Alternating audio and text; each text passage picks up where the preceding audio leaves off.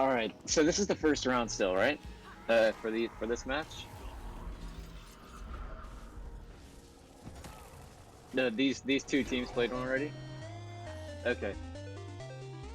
Yeah, it looks like, I mean, what they need to do, because they don't have a whole lot of damage, is they need to shut down Mango with the Rampage. And I think Cerberistan knows that because he's actually not running Renewed Focus. He's running the Stunbreak Elite to give Mango a little bit of stab in the event that he does get focused. And since they have the Scrapper, it's going to be really tough for them to actually break through Cerberistan. So it'll be interesting to see if they can try to turn this one around. I don't see it happening.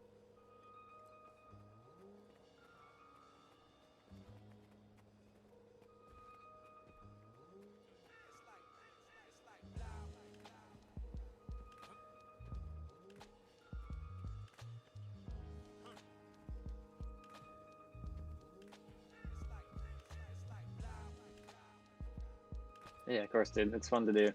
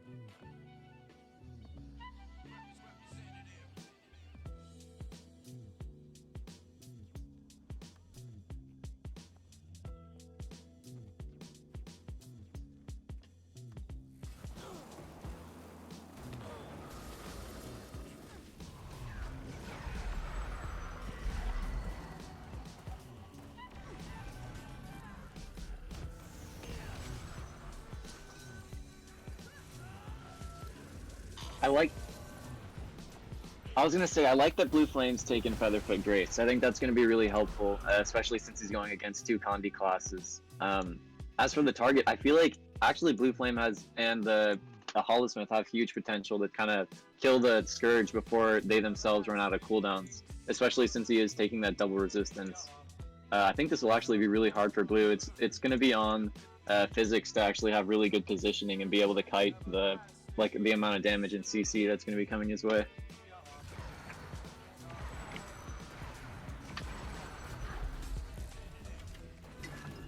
Let's get ready up.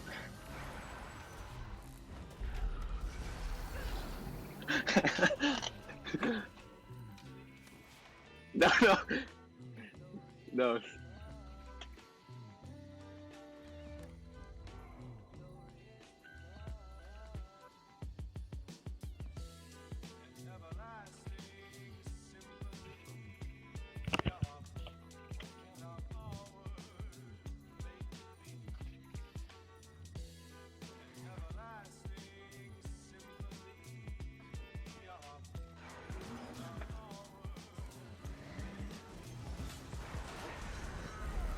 Oh my.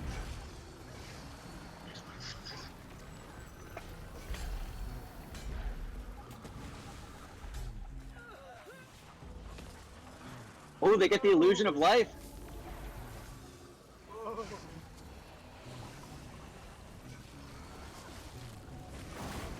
He's got 3 seconds now, and he's about to go down again. So it's up to Zyjin to kind of make something happen here, but it's not gonna have enough time. NG Power is actually able to. He's running Elixir X as well, so they have double Rampage, and that's just what I'm talking about. There's so much CC coming out on the physics. He needs to find a way to give himself kind of advantageous positioning, so they're not able to just kind of free cast on him. We saw him run up the ramp there and kind of just get like CC bursted out of stealth and just totally locked down until he got pretty much 100 to 0'd, and the illusion of life came out, but even I think it's 15 seconds or so. I'm not sure, but it's just not enough time for physics and the Scourge to bring down a double resistance warrior or a hollow smith. So it's really gonna pretty much, this comes down to physics being able to stay alive a little bit longer in the opening here.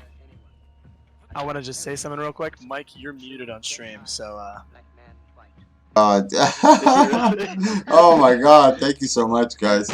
I don't know how long I've been going without being muted, but that was definitely my bad there. Thank you, Romus, and everybody for shouting that out. And thank you, Anonymous, for being here, being the only shoutcaster that could actually be heard. That was a major fail on my part, guys.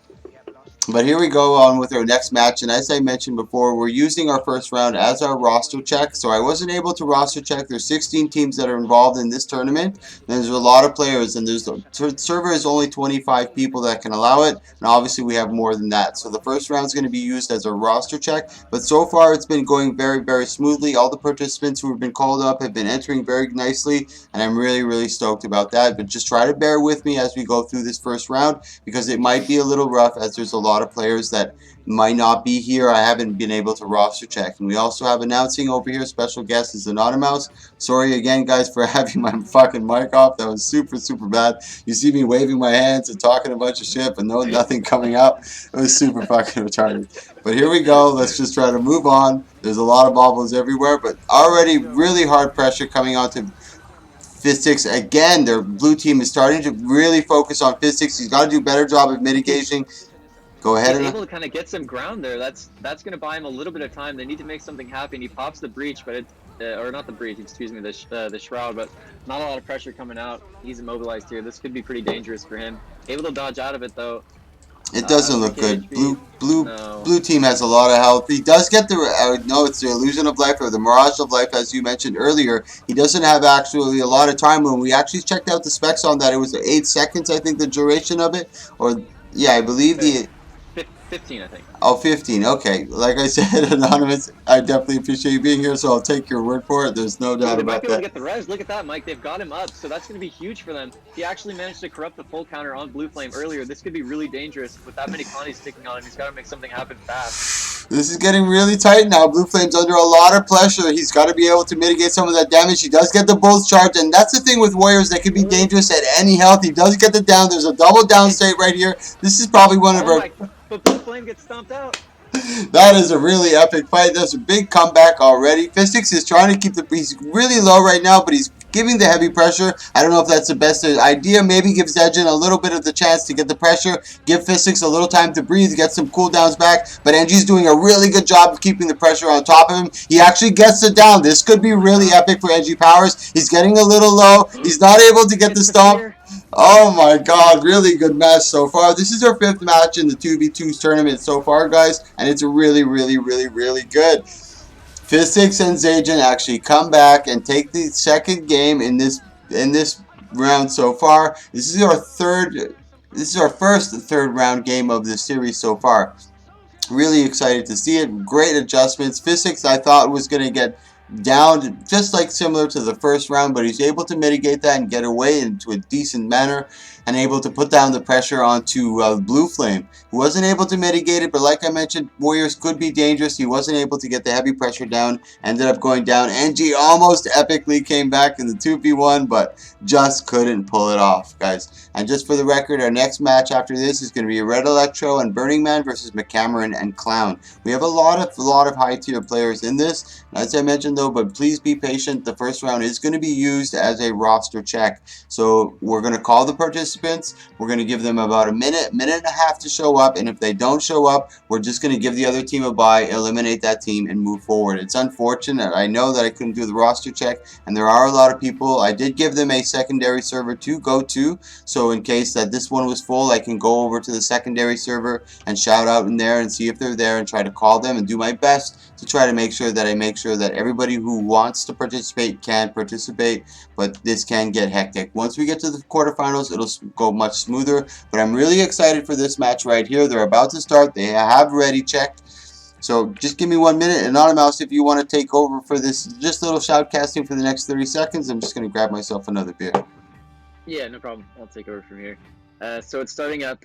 Like we saw, the Necro seems like he's gonna go down inevitably. It's what they do in that 15 seconds where he's illusion that really counts. And he was able to put out a lot of pressure the last time he was in that situation. So let's see how long he can survive here for. I'm gonna tab over to him. Not sure who Mike has on stream. He drops the breach. That's actually gonna get a lot of damage off. Gets a nice corrupt onto NG Powers. They're gonna fear him away. CC locked here. Might be able to get his heal off. Oh, but he isn't able to. Zajan needs to get that illusion off now, but he's going to get knocked. Gets it off, though. That's going to be pretty big for him. Let's tab over to NG Powers here. He does pop the S. He actually doesn't have his heal up either, but it looks like they're going to have to go for a res here because not a lot of damage coming out. The Necro is just being CC chained down. I don't think he's going to be able to get this again. They should have learned from their mistake last time. Get that res, and that's it. That was definitely a little difficult to watch. Like you said, they should have learned from their previous mistake.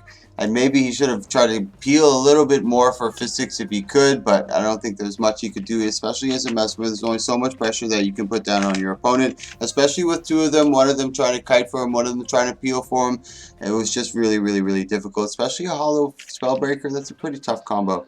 Our next matchup... Yeah, Go ahead. I was just going to agree with you. I was just going to say that's really difficult for a Necro to deal with. Yeah. So much CC. Exactly, and the pressure, and Warriors have so much ways of breaking immobilized and things to try to pin them down that they can just constantly stay in your face. So our next match is going to be Red Electro. Hold on, guys. I want to post the brackets into the Twitch stream one more time so everybody who has just joined can also follow along with us. As I mentioned, bear with me. We're using the first round as our roster check. I wasn't able to possibly roster check every single person. It's just too many people participating, so we're going to use the first round as a roster check. So the next round coming up is Red Electro and Burning Man versus McCameron and Clown, which is supposed to be a really good match. I'm very excited for this, guys.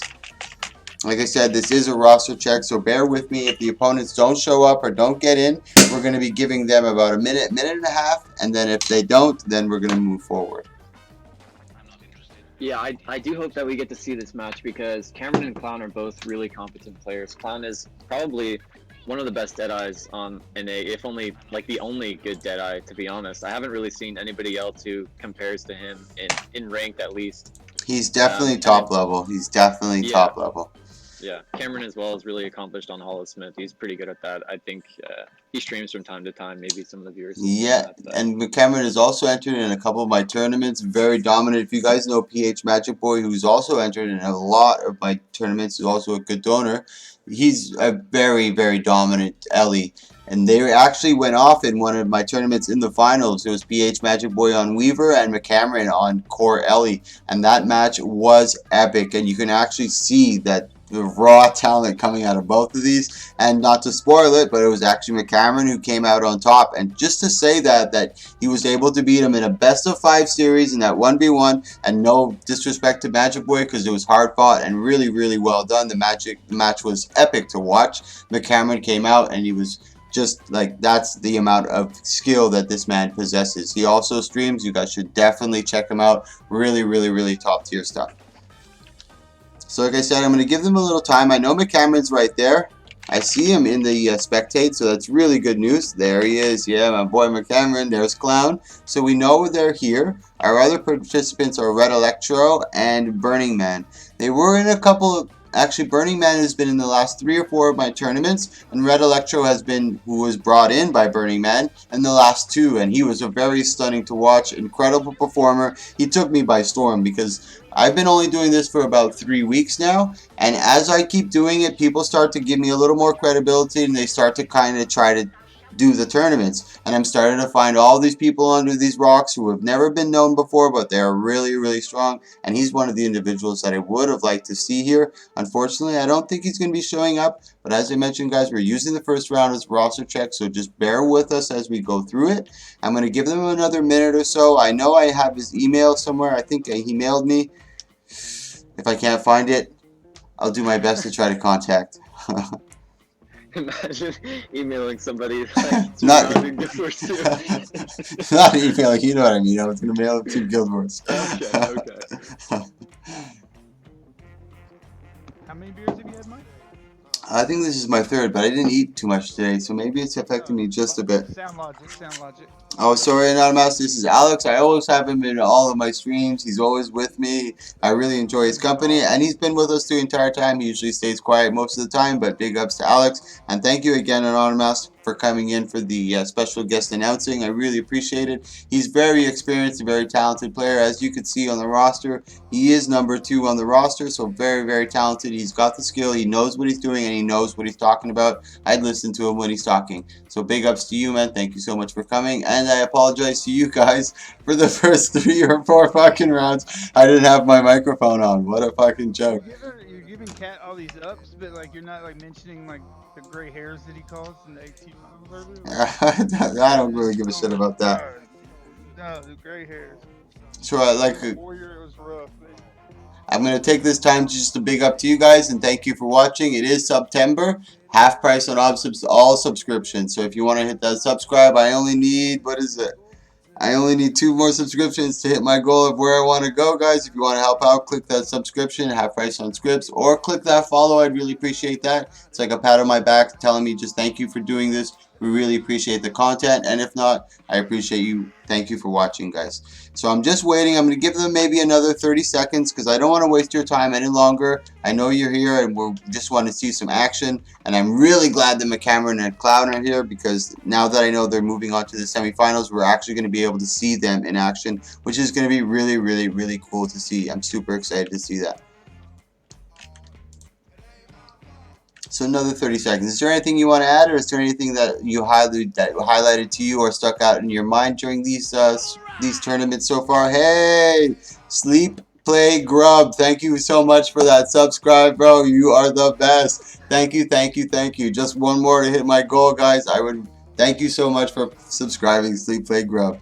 Now, as we're mentioning Anonymous, is there anything that you've seen in this tournament so far that really stuck out to you, or was really cool, or was a highlight, or is there any team that you really were impressed with? I think the teams to watch is going to be this team right here with Clown and Cameron and Zeromus and Grimjack. I really can't wait for their matchup. That's probably going to be one of the most exciting matches we'll see tonight. I think, like I said, Clown and Cam are both really good players, and obviously Zeromus and Grimjack are no slouches themselves, so that'll be really cool to watch. I really liked the. top half. It definitely is. It definitely is. Mario was telling me that it looks pretty unbalanced, but I mean, but again, there's really no way to tell until it gets rolling. We could see some upsets coming from the other side of the bracket as well. If I was betting, I would say it's going to be Vango and Barrington versus, the Naru Clown winner. Yeah, most likely. So we're moving on to the next match, guys. We're giving McCameron and Clown a bye. Thank God they're here. Big ups again to McCameron. I really like him. He's really solid. He came to a couple of my tournaments, did really good performance. He does stream. Check him out. And we're going to be able to see them in action, which I'm really stoked for. So our next match is actually going to be me and Mazura, I think his name is. Mazura? But if he's not here, if anybody in Twitch wants to be my partner, you're more than welcome to substitute for him. But I'm going to give him a little bit of chance to enter. It's me and Mazur versus, let me just check, Dead Trigger versus Seriatus. You got to be able to find a partner, man. Oh, I'll find someone.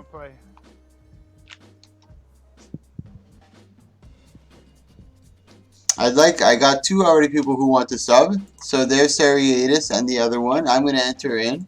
And I have two people who already want to sub, but they've already participated. I'd like to choose someone who hasn't participated. So if there's anybody in Twitch, let me just check the Twitch chat, actually.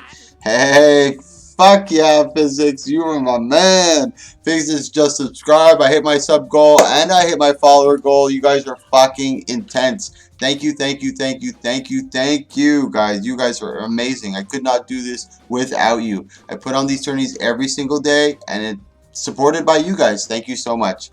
So right now, let me get back to it. Thank you, Physics, again for the sub, bro. Woo, woo. Thank you.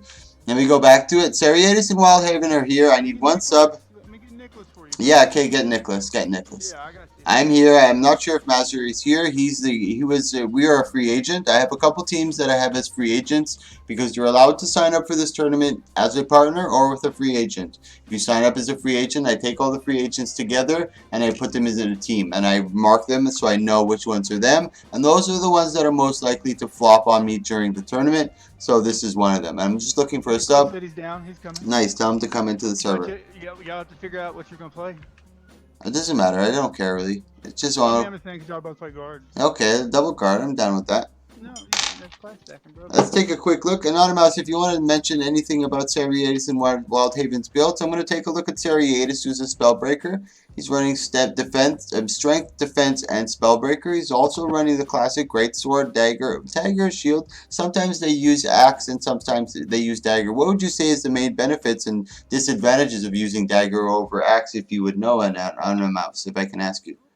Yeah, I mean, my warrior is definitely nothing special, but I do know a little bit about the advantages of dagger and axe. I think dagger, personally, in my opinion, it's just a better weapon in general. If you're utilizing that dagger 3 properly, like as you should be, it's just so strong. I mean, it's an instant cast stun practically. I mean, it is basically instant cast. You can't reactively dodge it. It's just that skill alone makes the dagger just so powerful. Not only that, but the F1 itself on the dagger is unblockable, which is really helpful as well. Especially, I'm not really sure what classes the other team is playing, but dagger is just so useful for locking down those targets. I mean, in the server right now, it's full. If you might ask some people to leave, I just did, but didn't mean to interrupt you. I'm just kidding. Oh, no problem. All I was going to say is that Dagger 3 sets up really nicely into Greatsword F1. So against more talented players that aren't just going to get randomly hit by a stray F1, you actually need that setup from Dagger 3 into F1. Interesting. Well, to give you a little more insight, one of the other players is me, which is Core Guardian Seal.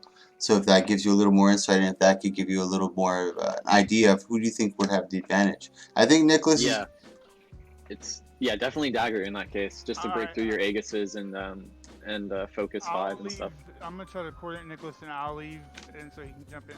Perfect. Thank you so much, Alex. I really appreciate that. And once again, guys. Yeah, never mind. Okay, perfect.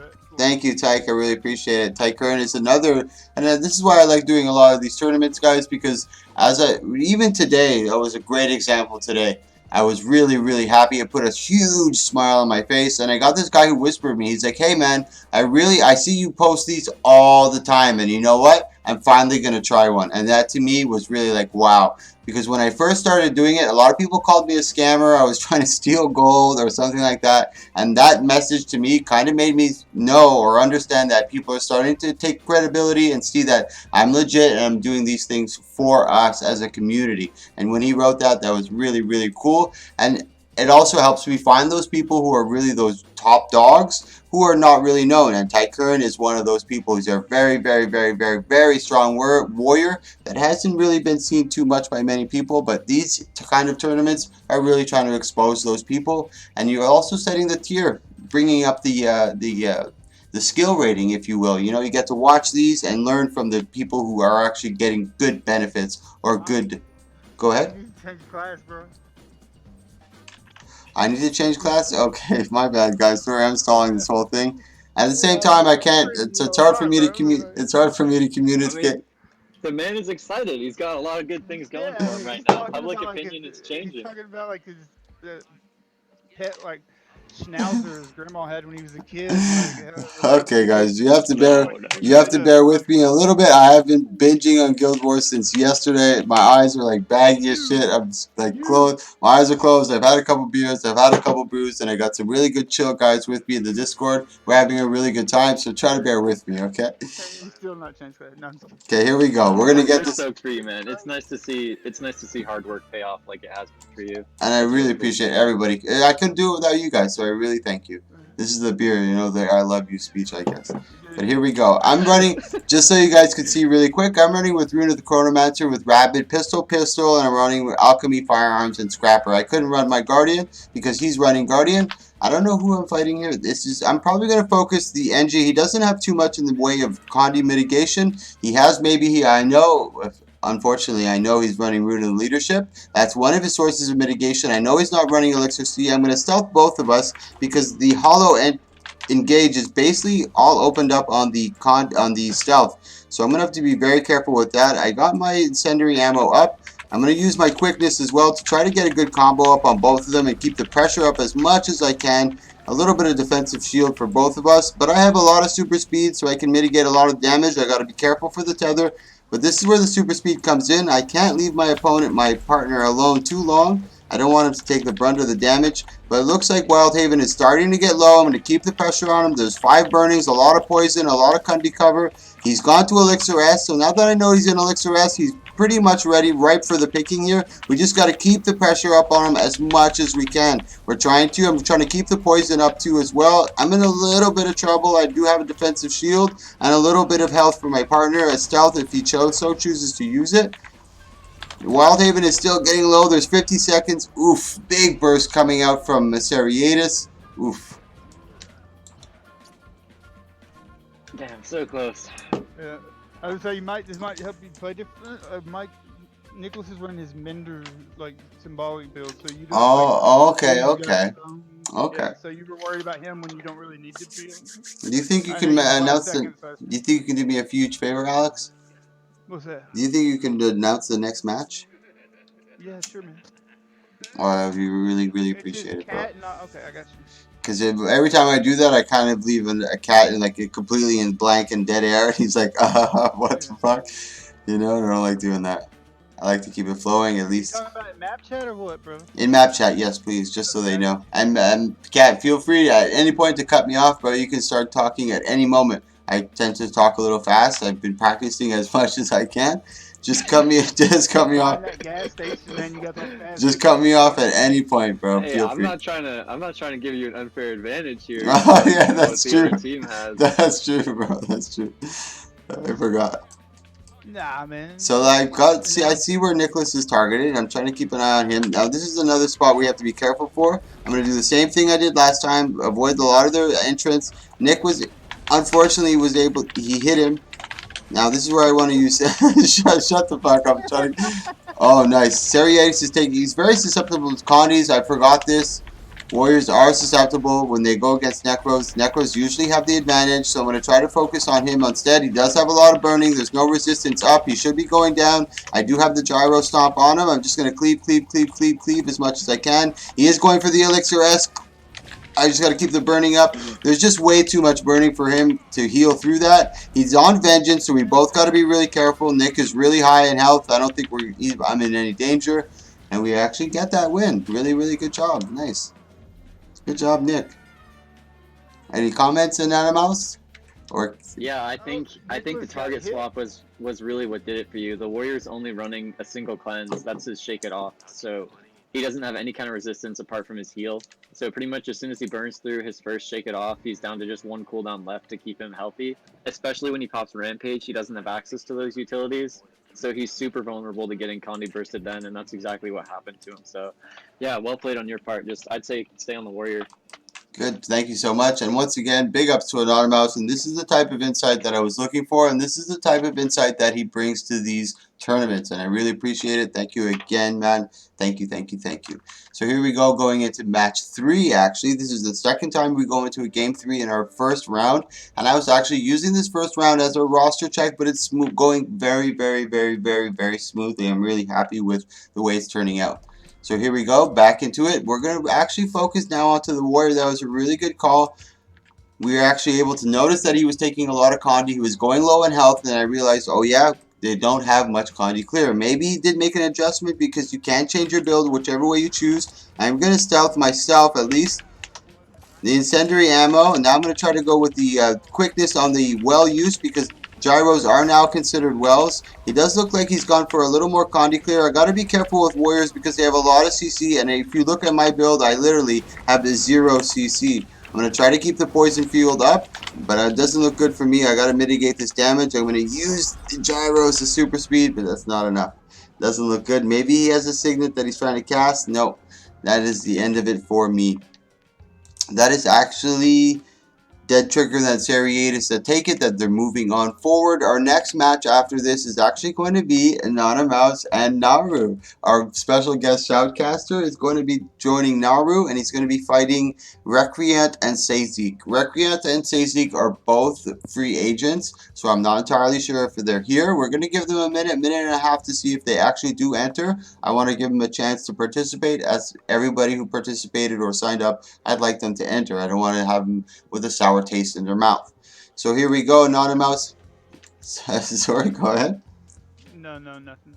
Okay, so it's Anonymous and Naru, so they're both here, I know that, because I haven't shouted it out into the map yet, but it's going to be Naru, Anonymous versus... I did it for you. Okay. Oh, you already did it? Okay, perfect. And as I mentioned, I guys, I don't... forgot about this new guild of his. Well, I'm sure it's going to be good either way. No, I'm joking. Shut up. So like I said... It's Anya's birthday today. Just throwing that out there. Oh, shit. On stream. Big ups to Anya too, because Anya really helps with a lot of tournaments as well. And just to, like I said, the skill level, Anya's actually been in a couple of my tournaments. He was in the past 2 or 3 of them as well, and it was great gameplay to see, and especially to shoutcast. And if you're looking to play Revenant, is what they were playing in the past couple tournaments. This is great footage to watch. Their gameplay, their tactics, their style, their build is really, really, really anonymous, really fantabulous, whatever you want to call it, guys. But also, like Anonymous said, it's also their birthday, so if you do see them, wish them a happy birthday. They'd really appreciate it. Birthday! There you go. Happy birthday. So we're gonna. Anya is 21 today. Oh shit, young cat. God damn. So we're gonna be giving this bye to Mouse and Naru. I would have liked to see them in a match, but we're gonna see them compete again. So I'm not too worried about that. We're still in the first round. We're gonna be going back to. Let's drop down to 18. Is Storm here, Tyke? I mean, Alex and Tyke, is Storm here? Yeah, they're here. Okay, perfect. So they're both here. I know both teams are here. So this is going to be the second to last match in our first round. Then we're going to be actually moving to, I guess we'll call it the quarterfinals. Why not? Fuck it. So it's going to be Xin Girl and Storm versus Tyke and Alex.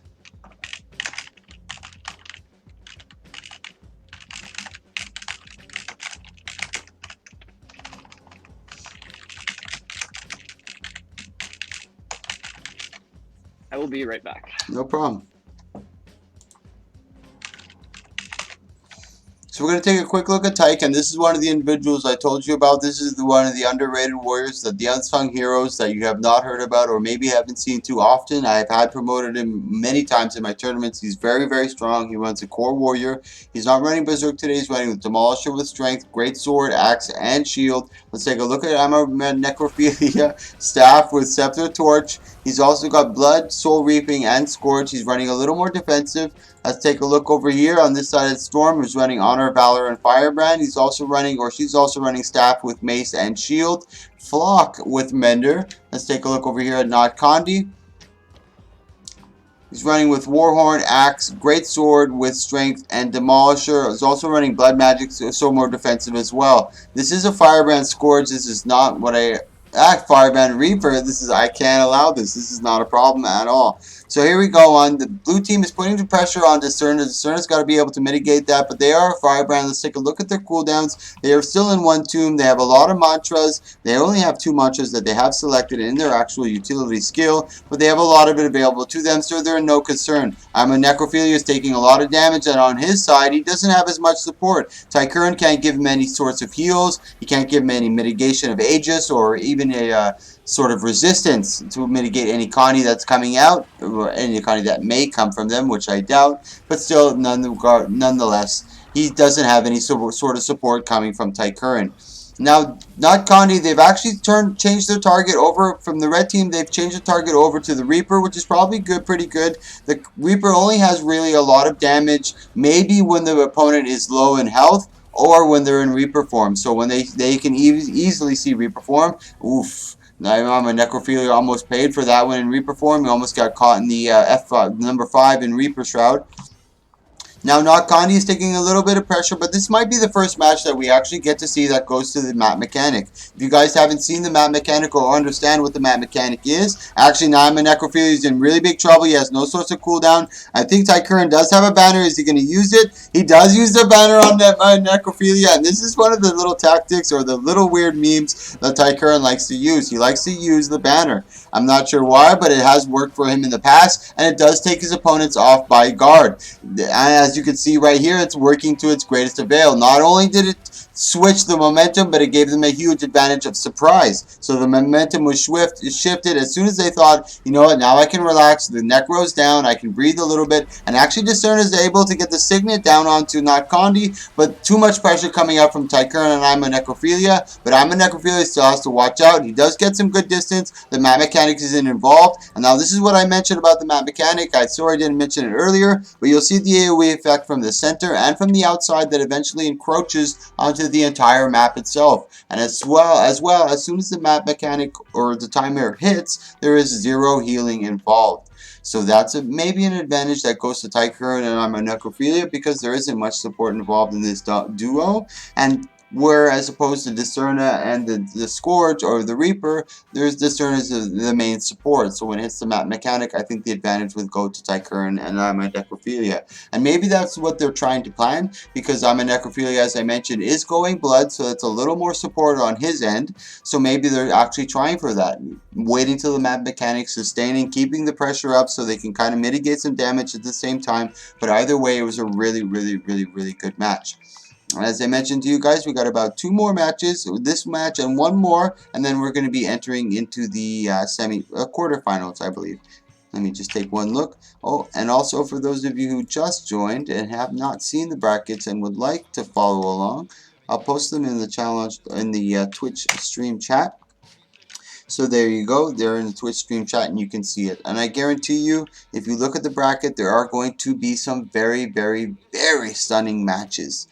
The quarterfinals are going to be epic. I'm excited to see them, and I'm very happy as well to have the special guest shoutcaster Anonymous, who's also partaking in the tournament with Naru. So sometimes he will bow out for a minute or two, discuss strategy, see what's coming up, and go over plans with Naru that he may have.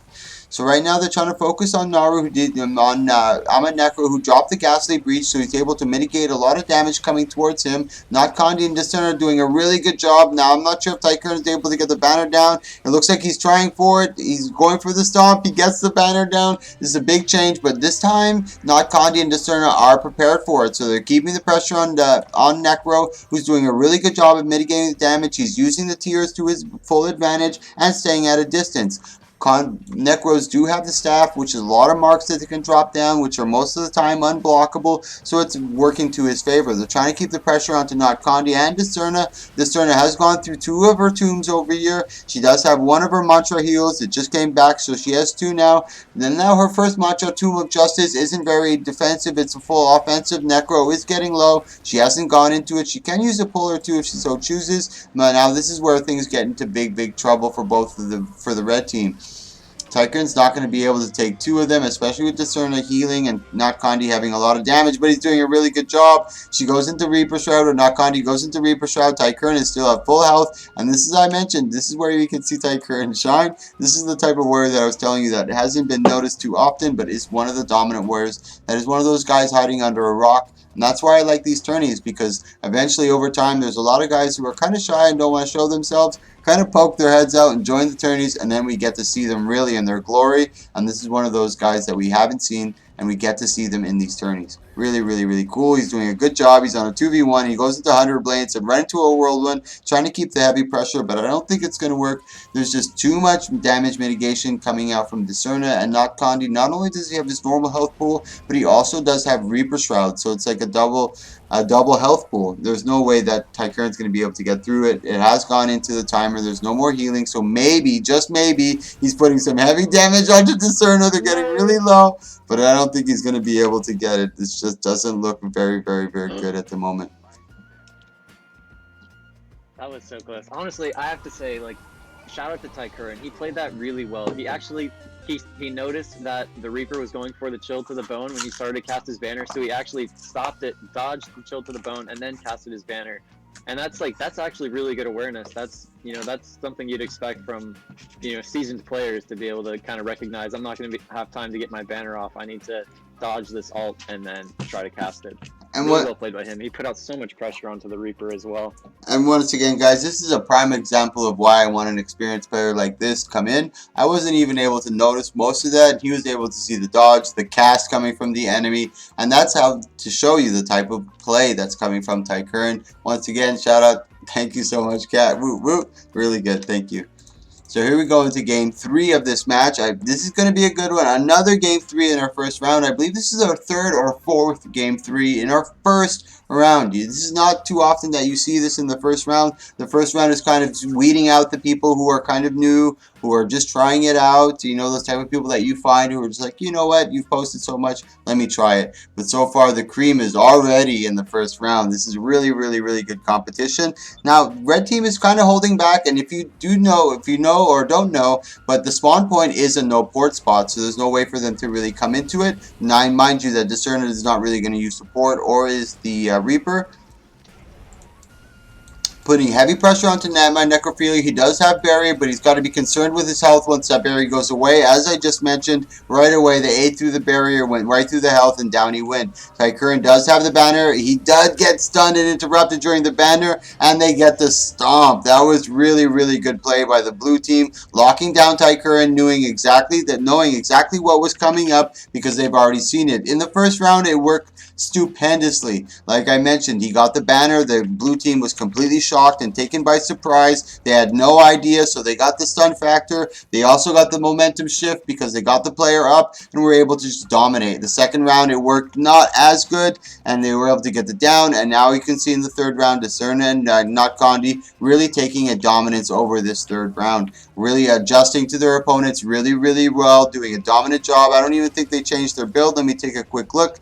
It doesn't look like he changed much. He's still looking Demolisher with Rune of the Strength, and he's over here still with the Flock and Mender. So like I mentioned, when it gets to top tier players, not necessarily their build has to change. Maybe they're just their play style, their strategy, their terrain use, what they're doing. Those things make a huge difference in these tourneys, especially with top tier players. And as you can see right here in the third round, and you can see the slight adjustment that they made as each round passed. And now getting to the third, just pure dominance. Tycoon doing another good job, though, holding out to the bitter end. He's a dominant warrior, very strong.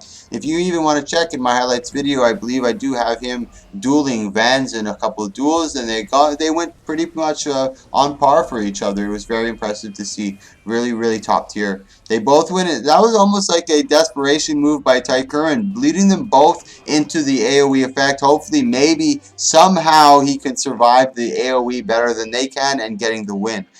But that is not the case in this one. So it's actually Tycoon or Storm and Zune Girl, I don't know how to pronounce it, that move on to our quarterfinals. Now we're going to be having the last match in our first round, which is Space Pen and Futile versus Zeromus and Grimjack. This is going to be a good one. I was excited to see Zeromus and Grimjack fight. I believe they did fight in their first match. They did, and they dominated. So let's see how they go forward in this one.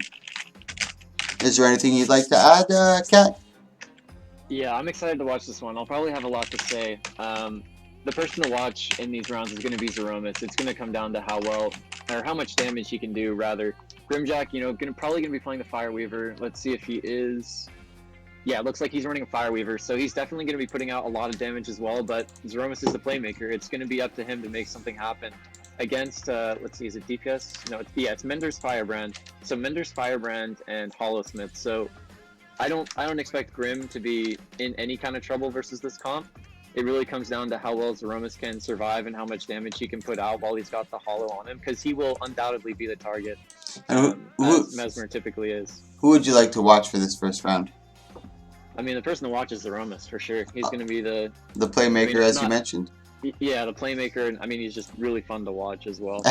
Okay. His Mesmer gameplay is unlike anybody else. It's really crazy. I'll definitely take your word for it, and I'll be looking forward to your shoutcasting, because as I mentioned, I'm new to it, and just watching you and seeing you notice all these little details, it really shows the prowess. So we just gotta we just gotta wait for these guys to ready up. I'm gonna let there they go. They have readied up. So here we go into the last match in our first round series. Grimjack and Zeromus did have to fight in the beginning because of the way the challenge bracket sets up the teams to make sure that when we get to the quarterfinals, semifinals, and finals, there's the right amount of participants. So they unfortunately had to fight twice, but in our favor, it was actually very fortunate. We got to watch these top tier players fight. So here we go. Blue finally comes out. Now Space Pen and Discharge are both have been in my tourneys for a long time, even Space Pen from the beginning, and I've kind of watched him grow and progress throughout these tourneys. It's been very exciting. Now Dark Zeromus is starting to back out, trying to get a little bit away so he can actually get his damage down without getting any damage taken to him. I like the way they're playing this. Grim just totally up in their face while Zeromus is kind of free casting from afar. Discharge is not really putting out any kind of pressure onto Zeromus. They were dumping it all onto Grimjack, and that's not who you want to be targeting. They need to put some damage out on Zeromus. Granted, Grimjack does a lot, but he's also got so many ways to mitigate and survive. So much barrier, so much healing. And meanwhile, Zeromus is just casting like off to the side like that whole time.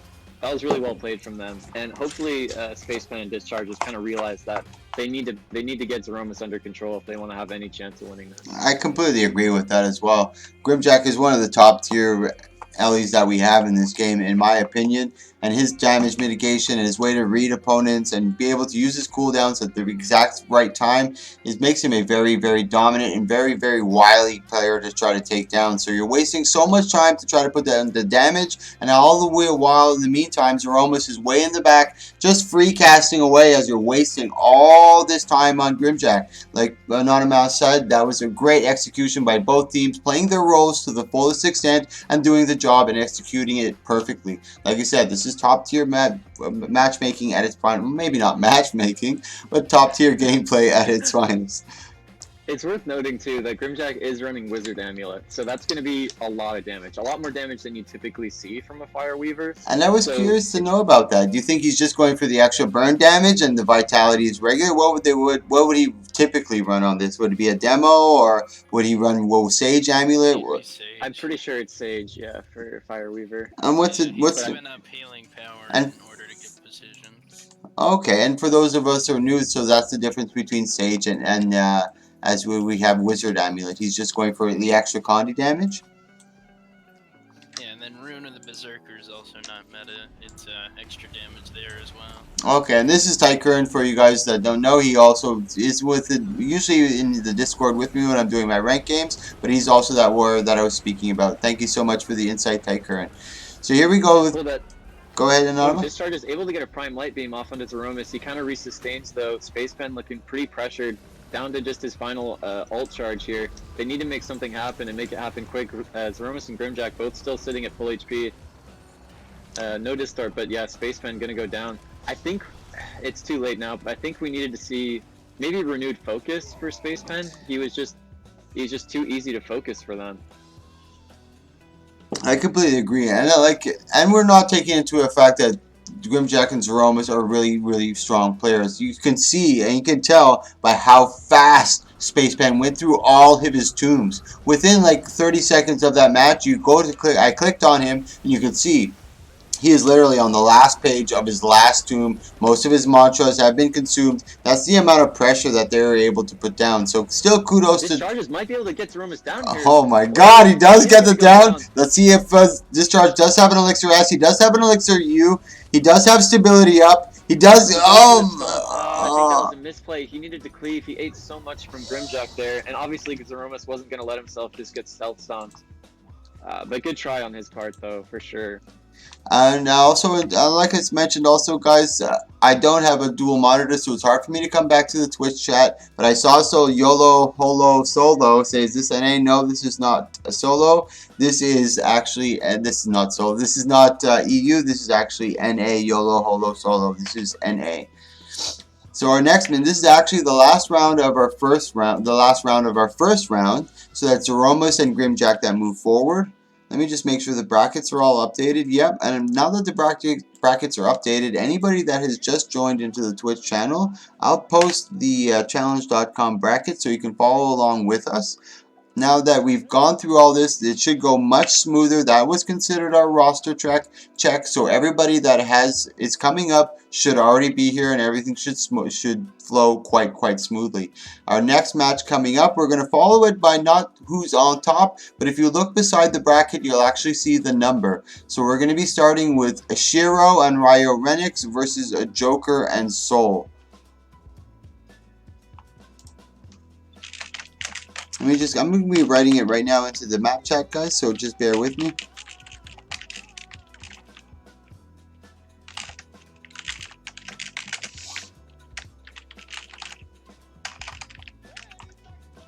So they're in the Discord. I think they're in the Twitch chat as well, so that kind of really helps. So it's going to be Shiro Renix versus Joker. It's actually not Soul, it's a Joker and Misfire. Excuse me.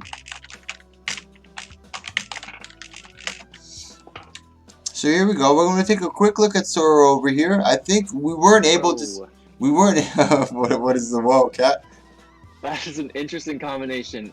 We got Shadow Arts Deadeye combined with support... Or not... Maybe not support, Let's take a look. Yeah, support Tempest. Let's take a look. He's running Arcane, Water, and Tempest. And he's also running with Mender. Like you said, it is support. He's running with Rune of Duena, Dagger, and Focus. Very interesting. They were in the first round, but they weren't able. Like I said, I used it as a roster check, so they got a bye. Their other team wasn't here. So that, like Kat said, it is an interesting comp.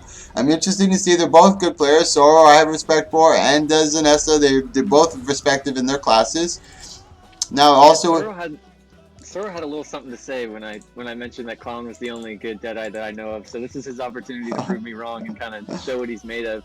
It's going to be a tall order for them to break through a Spellbreaker and a Hollowsmith with pretty much just simply the damage of a Shadow Arts Deadeye alone. I don't expect them to be able to, but I mean, it is possible if they play it really well. And then you said what? I would bet that Soro can 1v2 this right now. I'd tell you. Really? Yeah. I'm in for the upset. Well, we'll see. We'll see what happens. I'd like to see it. We'll definitely see what comes up and what transpires. But in your opinion, Kat, would you say that the Hollowsmith right now is one of the most dominant classes that we have in PvP? I would say, yeah. It's. I mean, since the nerf of CI Mirage, Hollow's just been kind of raising higher and higher in terms of viability. I mean, there's really not a lot that deals with tools hollow very well, and it just does so much damage for the amount of sustain that it has. It's a really good class. But getting into it here, I think Holosmith is probably going to be the one to watch, because if anybody's going to kill Soro, it's going to be him, with the reveal and the amount of CC that he has. Soro himself only running he's running Shadow Portal. That's interesting. So I guess he does technically have 2 stun breaks, but And do you find it interesting that NG Powers is actually running Rune of the Paladin or Paladin Amulet on this match? Yeah, he's opting for a little bit more toughness to, I guess, deal with the Deadeye. I mean, which makes sense. I think it's the safer play, because what's most likely going to happen now is it's going to come down to timer, and I'm pretty sure that's what Red Team is banking on, because when timer comes around, A, Soro's not going to be able to stealth anymore, and B, the Tempest isn't going to be able to heal. So it's really super up valid to Soro and Mina to break through them in the remaining minute. Very, very valid. Both very valid points. Sorry, gentlemen. I'm not trying to be rude, boy, but I'm just trying to have me and Anonymous shouting for this, just so it doesn't get so congested. And no disrespect to either of you, and I both appreciate both of your inputs, but I'm just trying to keep it to me and him for the shoutcasting, so it doesn't get too cluttered and there's not a bunch of people talking. That's no disrespect to you guys in any way. I apologize if it has been taken. That is a good point. The Shadow Mill does go through the reveal. NG Powers, though, actually getting really low here. This is their opportunity, and they do get him down. That's going to be really good for them. Soro actually doing quite well here. Going to be able to get the Shadow Step Stomp as well, just for a little bit of extra style points. That's not going to be good for Blue Flame. He's really going to have to pull something special out here. Does have Rampage coming up in another 8 seconds, so it is possible, but with the Tempest supporting Soro, I don't see him going down. I don't see it either, and they actually did a good job, especially like you considered at the beginning. It was a very kind of funny comp, and they are going against a dominant duo, and they did a really spectacular job in the first round. I'm very curious to see how Blue Flame and NG Powers. Oh, Soro gonna go down there. He gets the into F1. That's gonna bring him down. The gas closing in now as well. He's not gonna be able to res. They need to get themselves out of there quickly. Oh, Mina runs into the AoE. Oh my goodness. Oh, what a turn of events over here, guys. Blue Flame able to just totally pull that one out. I mean, slightly due to Mina's choke there, but I don't even know after Soro went down if there was any turning that around for Mina. I mean, it just doesn't have that much damage. With the gas up, he wouldn't be able to heal himself either. I think it was Blue Flame's game, regardless of whether or not he dove into death in the center there. But I completely agree with you on that, and that's one of the reasons why I really like the map mechanic, because the dynamic of the duel completely changes when that timer goes up. You never know what's going to happen, and that's one of the examples that you'll see right there. Blue Flame looked like it was over. There was no turning back. He had a lot of damage coming out from Sora. Mina was there to support. It looked like it was in the bag, and within a couple seconds, just like that with the map mechanic, the tides turned, and Blue Flame actually came out with the victory. Very stunning right there. Yeah, that was really cool. Yeah. So I guess Paladins wasn't a bad choice for NG, considering that he was the main target there. And actually, well, I don't know, actually, to be honest, because by the time NG Powers was down, Blue Flame was in a terrible position. Blue Team was in full health. They had all their cooldowns. They were ready to go. So I don't know if it really made a difference. I think maybe he should go with a little more power and try to put the extra pressure down onto him, because it didn't serve him. I think you're probably right. Well, we're about to find out. Let's take a quick look at NG Powers, and he has gone Demolisher. So would you say that's a little the same defensive, or Paladin's got the toughness and he's got the power and precision on the Demolisher? So it definitely looks like he's gone with the more aggressive Amulet. Yeah, he has. Yeah, Demo is going to have a little bit more damage. They're going to be trying to get Soro out more quickly here. I'm going to take a quick look at Sora and see how he mitigates most of this damage.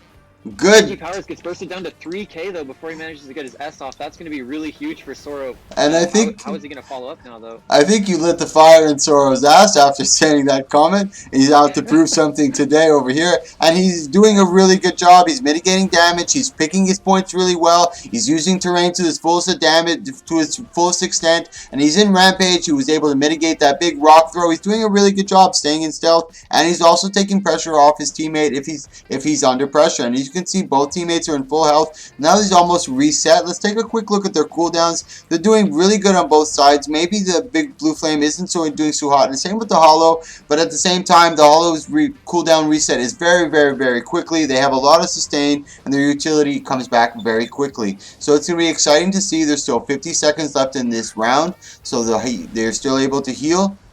Now big damage onto Blue Flame. He actually gets a big stun on him. Blue Flame with a big, big, big opportunity. Sees his window, takes it, gets it down on Sorrow. I don't think Mina's going to be able to do anything. She's trying to revive in misform, but she actually messed it up a bit. And that's actually going to be it for it. Blue Flame and Angie. That's so unfortunate. He ported up, and Mina was forced to kind of slowly run up along the side to be able to support him, and wasn't able to get there in time.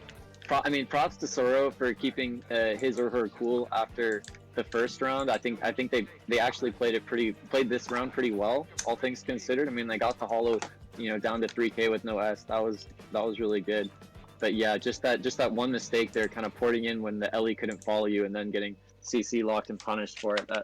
That was really unfortunate. But those were good games, fun to watch. Really, really good games. And like you said, it was. Both the matches were very unfortunate for the blue team. Like, they got really, really lucky, especially with the first match with the map mechanic being involved. Wow, that was... I would have never expected that to end the way it did. So our next match is actually going to be Anonymous and Nauru versus... Let me just take a quick look again, guys. Anonymous and Nauru versus Dead Trigger and Seriatus. Alright, I'm going to hop into call with Nauru. No problem, man.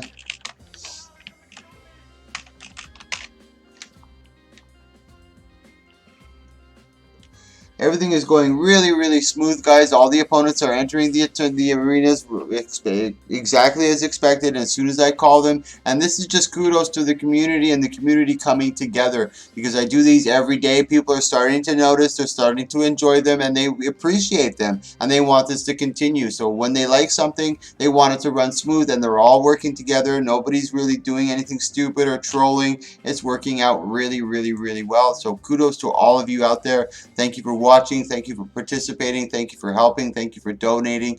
Thank you, thank you, thank you, guys. If you like this content, click that follow, click that subscribe. I do these every single day. I'm maybe a little tipsy. This is my fourth beer. I've smoked a little bit too, so bear with me, guys. It's a Saturday night. We're all just trying to have fun, and I'm hoping you're having fun as well. So here we go into our game. It's Nauru and Anonymous. These are the dominant players of the game, and I appreciate them coming out as well. This is Fly So Far on Anonymous, the top two guys in our PvP bracket. And both super friendly. As you hear, Anonymous is in the he's shoutcasting with me as a special guest.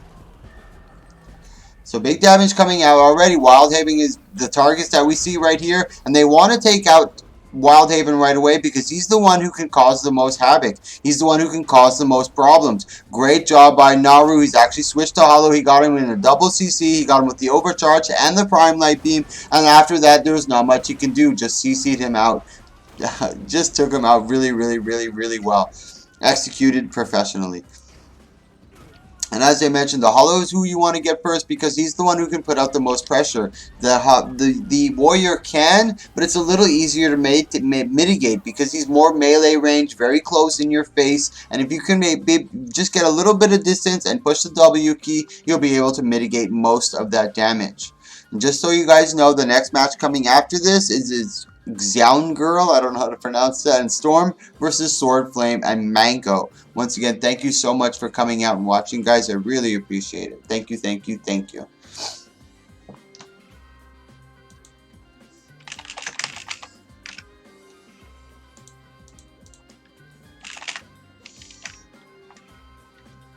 Hold on, guys. I'll be back in a minute. I'm just going to leave you on Wildhaven. I'll be back literally in 1 minute.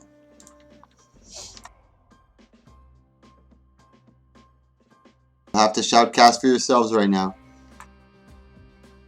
Oh, he's pressing buttons. Oh, those were good button presses.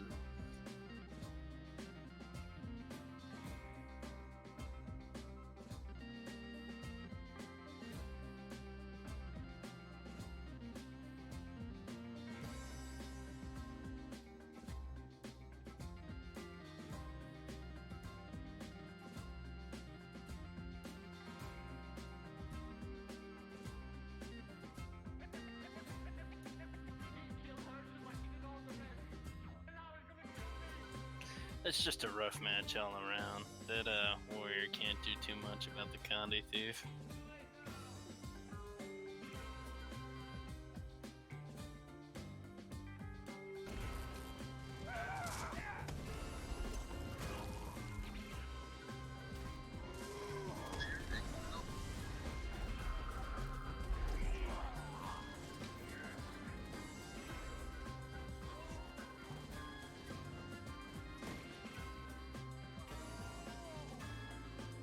Oh, I don't have a personality for that.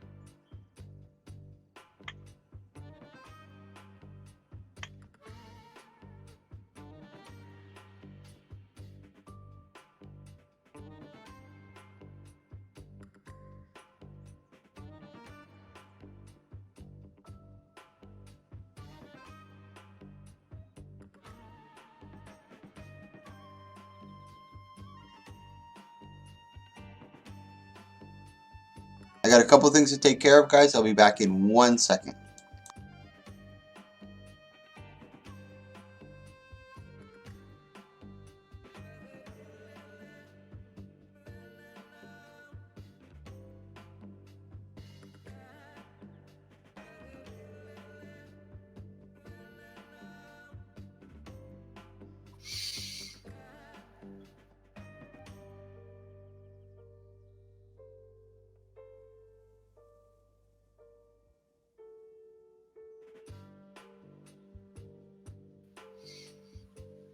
You know, for those on stream who watch Mike all the time, I think he smokes too much weed.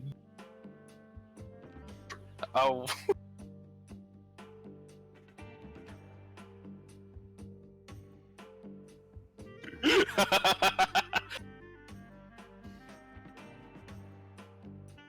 Alright, guys, we're going to get right back into this. I don't see the other participants, so we're probably going to give Mango and Sir Barristan the bye. Unfortunate. I don't like to see that in the quarterfinals, but it's what happens. Storms had to go. So it's Mango and Swordflame that are going to get the bye. We're going to be moving on to our next match, which is Zeromus and Gribjack, which is going to be, this is going to be good. Hold on, let me let these guys know. Just be patient with me, guys. I don't know, I just wouldn't trust the devil's lettuce. It's really good for you, man. Now this is going to be Grimjack, Zeromus versus McCameron and Clown. This is going to be good, guys. This is, I hope Anonymous comes back in here to help shoutcast for this. This is going to be good. Yeah, I just rejoined. This is the one I'm most excited to watch. Yeah, for sure. this is one I'm very, very excited to watch. I really hope it goes well. And I hope they're still here, because there was a lot of teams that we had to go through. It's a best of 3 series. There's a lot of time waiting. I'm going to take... Yeah, I see Clown and Cam in here. I see... I don't see Zeromus and Grim. Let me message them. I would greatly. I think they might be. I think they're warming up right now. I don't doubt it. I don't doubt it. They wouldn't back out. They wanted to sign up last minute. They came in, and they've both been really nice to me. They've been both really solid dudes. So I don't doubt they would do that. No, just give me a minute, guys. They're in a server dueling each other right now. I think Thermos probably felt a little bit rusty because he's been playing a lot of classic WoW and retail WoW past couple days. Oh yeah, I've been seeing the big hype around it. My first MMO I ever played was actually WoW. I went into the Burning Crusade and everything, and it was really fun, but now I'm watching all these people play Classic. I just couldn't deal with it. The animation is slow, the play style is slow. I don't know, Guild Wars 2 just offers so much more. I feel that way too. You try anything else, it's just not as good. Alright, here they are. Cool. So now we just need Clown and Cam.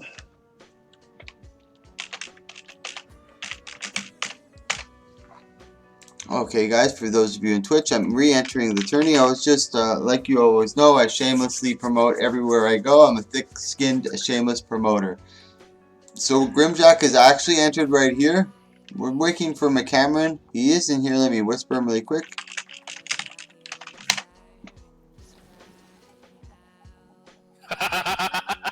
Okay, perfect. So Clown just told me Cam's on the phone, so I'll give him a minute. I don't mind waiting for this match at all whatsoever. So let me just pick your brain, Cat, a little bit. What do you think? What do you expect to happen in this match? I don't know if you were able to see what each opponent was running. I know. Yeah, I have a good idea of what they're gonna run, or what both teams are gonna run. It's gonna be interesting. It's gonna be really interesting. I think in terms of comp, Clown and Cam definitely have the better 2v2. I think they just have so much power burst damage. It's going to be really hard for Zeromus to deal with. But I mean, Grimjack can put out a lot of damage as well. I don't mean to cut you off, Kat, but were you aware that Cameron's going to be running Hollow today? Yeah. Oh, okay, continue. My bad, continue. Yeah, it's just they're going to be running Hollow and Deadeye. So what this really comes down to is how well Zeromus can survive their focus.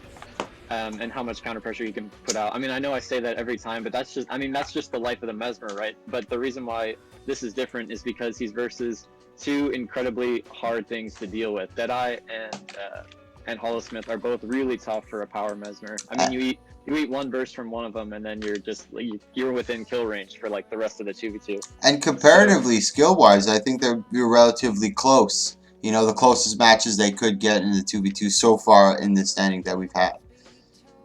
Yeah, I think so. I mean, Clown is really good. Cam is good as well, like I said before. I think Grimjack definitely will play a pretty big role in this. How well he can kind of like just take either Cam or Clown out of the equation for a little bit, make life a little bit easier for Zeromus. I think is going to be what he's going for. He's running Weave Self. I almost expected him to run the CC just so he could maybe try to lock down Clown or Cam just to buy Zeromus a little bit of extra time.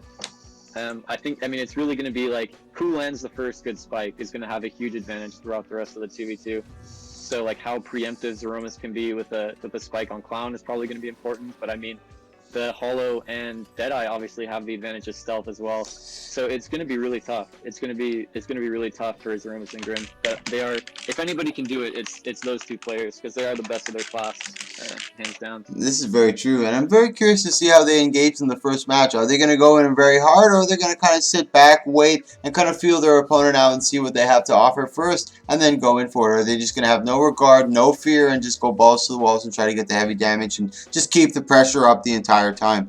I'm very, very, very curious to see. The game is about to begin. We're waiting for them to ready up. I know Dark Throne was saying Grimjack are ready. Grimjack's running against the wall. Looks like he's primed and ready to go. McCameron's backing up. Clown is ready. Go ahead, Kat.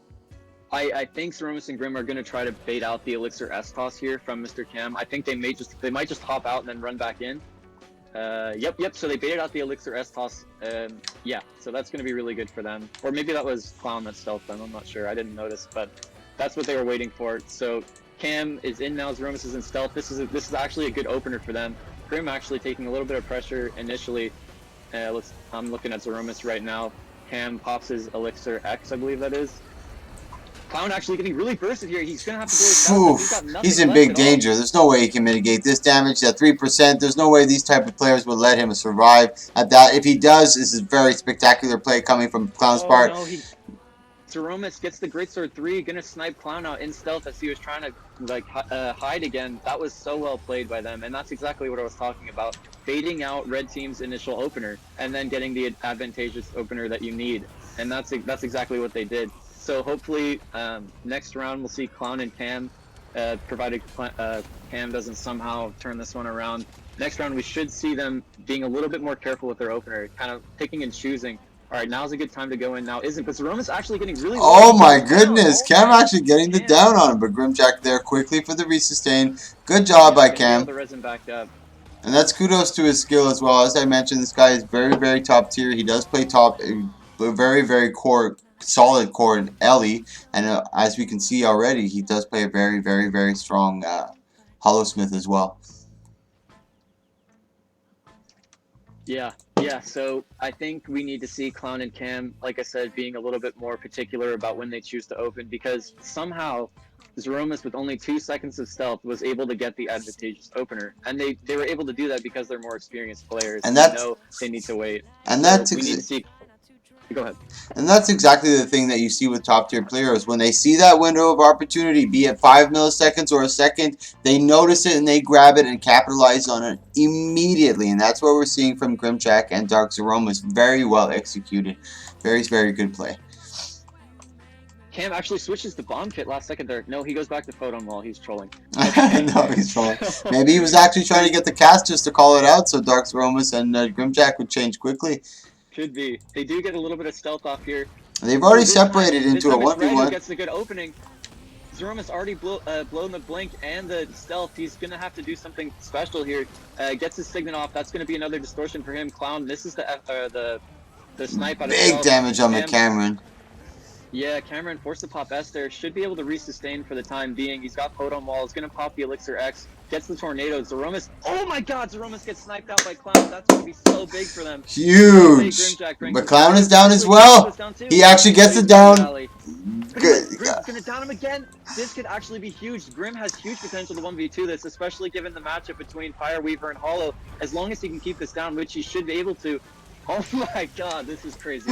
Good job by Grimjack here. This is going to be epic. McCameron did a really good job in his last match, but like you mentioned, I don't think he's going to be able to deal with the sustain that's going to come out of Grimjack over here. Maybe the timer is his best advantage, but then again, Grimjack does have a lot of barrier. Let's see, what rune is he running? Is it Sanctuary? No, he's not. He's running with Toughness for even more of the healing effectiveness. This is going to be tough. This is a tall order for McCameron. I'm not sure what he's going to be able to do. He is trying to get back a bit. Let's see. Take a look at his cooldowns. He does have a lot. He does have his Elixir S, his Photon Wall. He's got his Elixir U. So he is ready to do damage. But also the map mechanic is coming. There's only 30 seconds left in this match. So that both players got to be attentive of the cooldowns, and be attentive of their health. Make sure that they take full utility of their heal before the cooldown actually expires. He's trying to... It's going to be really tough for Cam, but he does have that Elixir X coming up soon. Provided he gets Tornado, he does actually have the potential to knock Grim down into the gas or maybe the plasma field below as well. So that could be something that he goes for here. It does pop the S. 3 seconds left. I think he might have wanted to save that a little bit longer, but it's going to come down to the gas here as well. Gets the photon wall up. That's going to be really good. Grim still sitting at 100. Needs to kind of put some pressure out here. He's taking the brunt of this exchange right here. He's trying to get big knockback by the overcharge. This is a good call by Cameron. Maybe he was using his Elixir S to get to the final minutes of the final seconds of the cooldown timer, and he can keep all his cooldowns and open up really hard. But this is... Oh my god! Good job by McCameron right here. He just has to mitigate, stay away. And now there's no misform. There is no misform that can come from Grimjack because it is a form of healing from what I hear coming from Ellie's. So it's actually negated when the map mechanic comes. That was really, really good. Whew. So this is a 1-1 series, I believe? That was incredible. I cannot believe Cam managed to pull that one out. He got the Rampage from the Elixir S. That was huge. Then he managed to survive somehow on 500 HP, lands the overcharge shot into a massive tool belt burst, and managed to bring Grim down right at the corner of the gas. That was that was a really cool match to watch. Very, very epic. So we're going into our game 3, I believe it is. Darks, Romus, and Grimjack took game 1. And now Clown and McCameron took game 2. Very good adjustment. McCameron coming out with the clutch plays right here. You can see he's very, very, very, very strong. And we didn't even anticipate that he would be able to take Grimjack. And now I'm sure there's a fire lit under Grimjack. He's coming out hard. He's got something to prove here. He's not going to let that happen twice. And as I mentioned, he's a very, very, very strong Ellie. But so is McCameron. So this is a great opportunity to tell you guys again, this is what the tournaments do. It shows you those shining stars that haven't been polished too much. These guys that you don't notice too much, this is where you're able to see them. And McCameron is really starting to shine and being one of those characters. Kudos to you. It's true. Moving into this round number 3, blue team really needs to keep their cool. That was a really intense match, and it's super easy to get tilted after something like that. So they need to keep calm, think about, okay, this is how we won the first round. This is how we're going to do it in the third round. And they need to not forget that, not get too ahead of themselves. Like I said, just kind of brush that one off as, okay, that was, a fluke, or, whatever it is they want to say, and just kind of, like I said, just reset their mind and be like, okay, this is round number 1. And what we need to do is win this. And that's a super interesting point that you bring up, because like we're talking about all the time, builds and the way you're coming out to engage the opponent. But one thing we haven't talked about is actually the mentality and the way your mind state is when you're entering into that duel. And like Anonymous just mentioned, maybe that actually fractured their confidence a little bit, made them a little more worried. So when they come to engage now, maybe they're going to be a little more like passive and not be so aggressive, and be careful, maybe we got to give him or show him a little more respect. It's a great aspect that we didn't consider. So this is something to actually, we're going to see what's going to happen here. We're waiting for them to ready up, and usually when this happens, where opponents take a long time to ready up, they're really talking in comms. As you can see, McCameron and Clown, he switched up. I'm not sure what he switched or what he did, or maybe he even went to spectate to try to spectate the other team. Looks like the same builds. Okay, so let's take a quick look. Take your word for it, just so you guys can see as well. But this is going to be a really good match, as we both expected it to be. I was excited for it. Kat was really excited for it. As soon as I was mentioning it, I hope Kat's here. He's like, oh, I'm here. I'm not going to miss this match, that's for sure. And it hasn't failed. So far, it's been very, very, very stunning. And I'm very curious to see how both teams to adjust. And as I mentioned, it's not only builds that you can change, but it's playstyle, the way you use the terrain, the way you engage your enemy, who are you going to bait. Like, you know what I mean? There's a lot that's involved. And especially with this type of quality of players that we have here with us today, there's the little things that matter. As I always talk in my streams, the things that change or define a top tier player from a average player is the little things. Noticing animations, dodging correctly, and these are all the little things that make a big, big, big, big change. They make all the difference. Speaking of little things, Cam there actually swapped between 3 utilities to get themselves a little bit of extra blast for their stealth, but he's going to get pulled in by the focus forward from Zeromus. Going to pop his Elixir S really early. That's not good for them. It's up to Clown to make something happen here. Oh my, the heal gets dazed, and he's going to go down. Dark Zeromus is down, though. Dark Zeromus is down. McCameron. Downstate situation. Clown needs to cleave it out, but he doesn't have enough time. Zeromus going to be able to get back up. Doesn't have any cooldowns. There's some potential here for Clown to somehow do something, but it's going to be really hard. Zeromus going to have his heal up in 4 seconds, sets down a focus 4 pull behind him to kind of buy himself a little bit extra time, gets Clown into it. Heal coming up now as well. I don't see them being able to. Me neither. And that's another interesting fact, you know what I mean? Because, like we mentioned, the builds didn't change, but their playstyle did. The person that they focused was actually McCameron. And I bet you that they weren't expecting that. And McCameron wasn't expecting that either. So, immediately when the match started, they focused him right away. He got bursted. He was like, whoa, they're supposed to be on Clown, not me. And all of a sudden, the pressure just came. He didn't adjust fast enough because he's been through his matches where he hasn't been really pressured. He's been able to run around, do whatever he wanted, willy-nilly, and just open up and engage from far wherever he wanted. Now he had the pressure. Things were really changed. That was a huge change for them considering the previous matches. Great adjustment by Blue Team, and those are one of the factors that you have to take into consideration. The little things. That was really, really good. We're actually moving into our semifinals now. This is where the cream has really risen. It's going to be getting really, really exciting. And also to mention to you guys, we are having a third place match. So we're going to go through the finals. After the finals, before we get to we're going to go through the semis. And before the finals, we'll get to our third place match. And also for the record, our finals match is a best of 5 series. So, if you're following along with me, guys, our next match is actually going to be Sword Flame and Mango versus Joker and Misfire. I know it says Soul, but he was actually replaced last minute.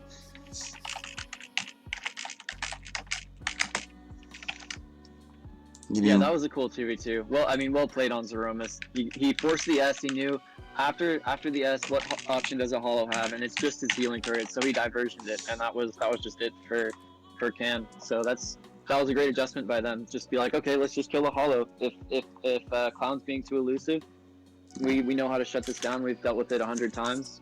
So that was really cool. That was so fun to watch. And like you said, maybe instead of getting flustered, what they did was actually resettled, sat down, and said, "Listen, we're better than this. We know what to do. We know this game back and forth. We've done it before. Let's just focus on our priorities." And like you said, Clown was mitigating too much damage and being able to be too kitey, allowing McCameron too much time to put the pressure onto Zeromus, and they were successful in what they did. So he said, "You know what? Let's cut off their strategy, change it around." Very well executed. So we're going into the semifinals. Sorry guys for the ones in the stream. I shamelessly promote all the time, so I'm actually in the midst of shamelessly promoting. Sir Barrison running full mantras. Interesting. Alright, Blue Flame and NG Power is getting started here. Blue Flame manages to get in stealth. Gonna pop the Rampage. I'm not sure where he's going though. He runs a little bit past them. Barristan able to kind of mitigate a lot of the Rampage damage with that Focus 5. That's going to be the end of it there. Pops the resistance just to kind of ignore that cripple and debilitating conditions. Looks like NG Powers is the focus. No more S. His healing turret alone just to keep himself alive. Going to get the shockwave off. Not going to do a whole lot for him right now though. He needs to try to pop his X, and he does. The Tornado gonna be able to get a little bit of CC off, find some extra time, but he is gonna go down there eventually. Yeah, the Tornado was more out of desperation. They did have the advantage where they were able to separate the blue team, where Mango was able, actually coincidentally fell off the top tier, where they had Barristan all to themselves, but NG Powers was just way too low in health. He couldn't put the pressure. Barristan saw his moment of opportunity, and he took full advantage of it. Sorry, what was that? Sorry, go ahead, Kat. I'm going to mute whoever's else. Whoever's in the channel, we're going to mute, unfortunately, guys. I'm not trying to be rude. I'm just trying to keep the stream as clean as possible. And I have a special guest shoutcaster, Kat, here. And I'd just like to give him the utmost respect, so I'm going to mute everybody here, so you won't be able to talk, guys. Yeah, I was just going to say, it looks like they kind of scuffed their opener up there.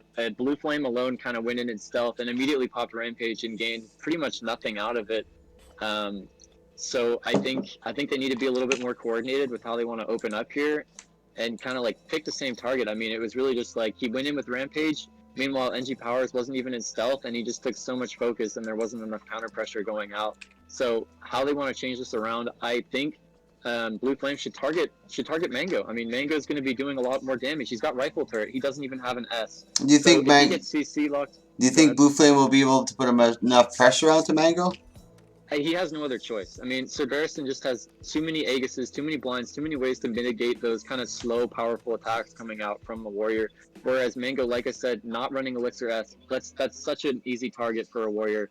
I mean, how many Sunbreaks does Mango have? One? I agree with you. The better of the two evils is probably Mango. I would definitely agree. But it's still a tall order. It's still difficult to get him. He's got a lot of CC. He's got his Overcharge. He's got his Shockwave. He doesn't run Prime Light Beam. He does have the Tornado. And what do you think of the Elixir X instead of the Prime Light Beam? I don't necessarily agree with that, especially for these kinds of matchups. But I mean, I don't play Hollows, so I'll leave it to their discretion. Okay. And Mango is not a bad player at all. He's a very top tier player. So, like you said, maybe his decision is wise in this situation that he's teamed up with. Yeah, I mean, he's opting for the rifle turret because he has a little bit of support from Sir Barristan. Big heavy pressure onto NG Powers. They did exactly what you predicted.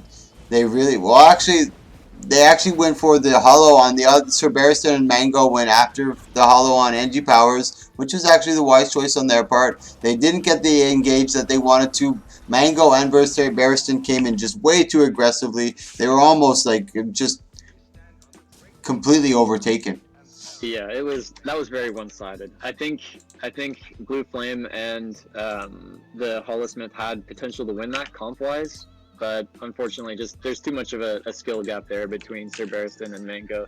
They just went so aggressive and couldn't really counter pressure them at all. I definitely agree with that. And I believe that was their finals. That was their game 2. That was Sword, Flame, and Mango that took it. Our next match is actually going to be a very, very, very good one. Our special guest shoutcast announcer is going to be participating. It's going to be Anonymous Naru versus Zeromus and Grimjack. This is going to be a really, really good one. I'm excited to see this. It's unfortunate that you're not going to be here to be able to shoutcast with it, but yeah. I'll be here. Yeah, I've got to hop channels. Okay, man. Good luck. And once again, guys, that was Anonymous coming here to special guest shoutcast. We were all going to have another special guest shoutcast, but unfortunately they couldn't participate. But they have made a pledge to come back to another one and shoutcast for us. So I really big shout out to these guys. They're really, really, really, really helpful. And like I mentioned, these top tier guys are just willing to help and spread the knowledge. And we really appreciate it. They're setting the bar. They're setting the tone. They're making sure that we don't plateau and we know what we have to attain. So here we have Grimjack and versus Zeromus, who did a really good job so far. They stumbled a little bit, but they recovered very, very well. Like we were talking about gameplay and style. They had their first 2 matches and they were focusing on Clown, and then all of a sudden they changed it up and went after McCameron, which took their opponents by surprise, and it was a great change by Grimjack and Zeromus. Now, on the other hand, Naru and Anonymous have been flowing through this tournament so far, dominating their opponents, focusing on the targets that they're supposed to, and taking full advantage of the comp that they have, and making sure that their disadvantages are very, very rarely seen. So keep in mind with me, guys, I'm very new to Twitch streaming. I've only been doing it for about 3 weeks. I have had a couple beers and a couple spliffs, so we're just trying to have a good time on this Saturday night. So here we go. Anonymous already taking a lot of damage. Good job by Dark Zeromus and Grimjack, doing a good job of getting the better of the exchanges so far. Zeromus is in a very, very tricky situation. He does have a couple cooldowns. He does have a couple Johns left to his ability. He does have his Mirage, False Oasis. Now Zeromus is under heavy pressure, but Naru and Imagine are still very low. This is an epic fight right here we're having right now. Zeromus is down. Can Grimjack get the heal? He can't even be able to keep the pressure off him. This is going to be a tall order for Grimjack. He's going to have to wait and sustain until the final minutes of this tournament or the actual match. There's only 1:10 left. There's no way he can sustain. Like I said, Naru is one of the better PvPers, and Anonymous was one of the better PvPers. If you look at the actual standings themselves, they are number 1 and 2. Grimjack not being able to sustain, maybe even knowing that it was the end and he had to kind of bow out, he graciously let it happen.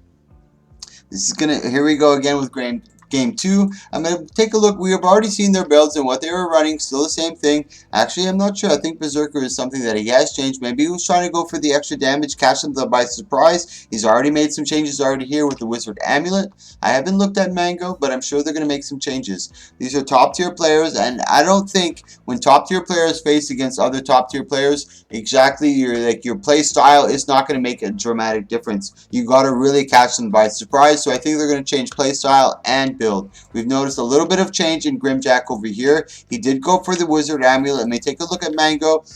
Marauder Infiltration. I don't know if he was running Infiltration before, but anybody in map chat or in Twitch chat may be able to confirm that. But I believe he's running the similar thing. I don't think Anonymous and Naru are going to make any changes. They were very successful. They focused their target. They did get heavy pressure onto them. Imagine did a good job of mitigating, getting back, creating the little bit of sustain. And like I said, with top tier players, it's just creating a little bit of distance, pushing W, not trying to use a lot of your cooldowns. Naru getting heavy pressure. He does pop his cooldown, and now he's gone to Elixir S. This is a really good position for a blue team. They know Naru doesn't have much left. He does have a Prime Light Beam. That's all he has left in his utility. He tries the Shockwave out of desperation, but Grimjack is hunting him down like a bloodhound. He smells it and he wants it. Now, actually, Dark Zeromus gets heavy pressured by Imagine. Great turnaround by red team. Noticing that Naru was getting pressured, they were wasting a lot of cooldowns trying to keep the pressure up onto Naru, and actually once the pressure was able to take down from the red team, they were able to turn it around and put all the pressure onto Dark Zeromus. Now Grimjack is in a very dire situation. He's trying to mitigate the damage, but he can't, and down he goes. Naru and Anonymous actually take this game and are moving on into the finals. But like I mentioned, guys, we also have a third place match. So Anonymous and Naru are moving forward. We're going to be having our third place match, which is actually going to be Joker and Misfire versus Zeromus and Grimjack.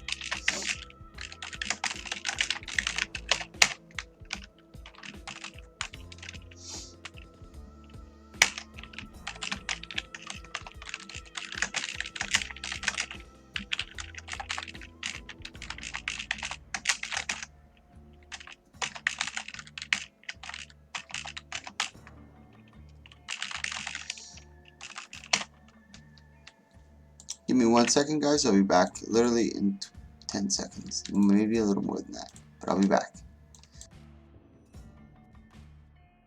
Okay, I'm back.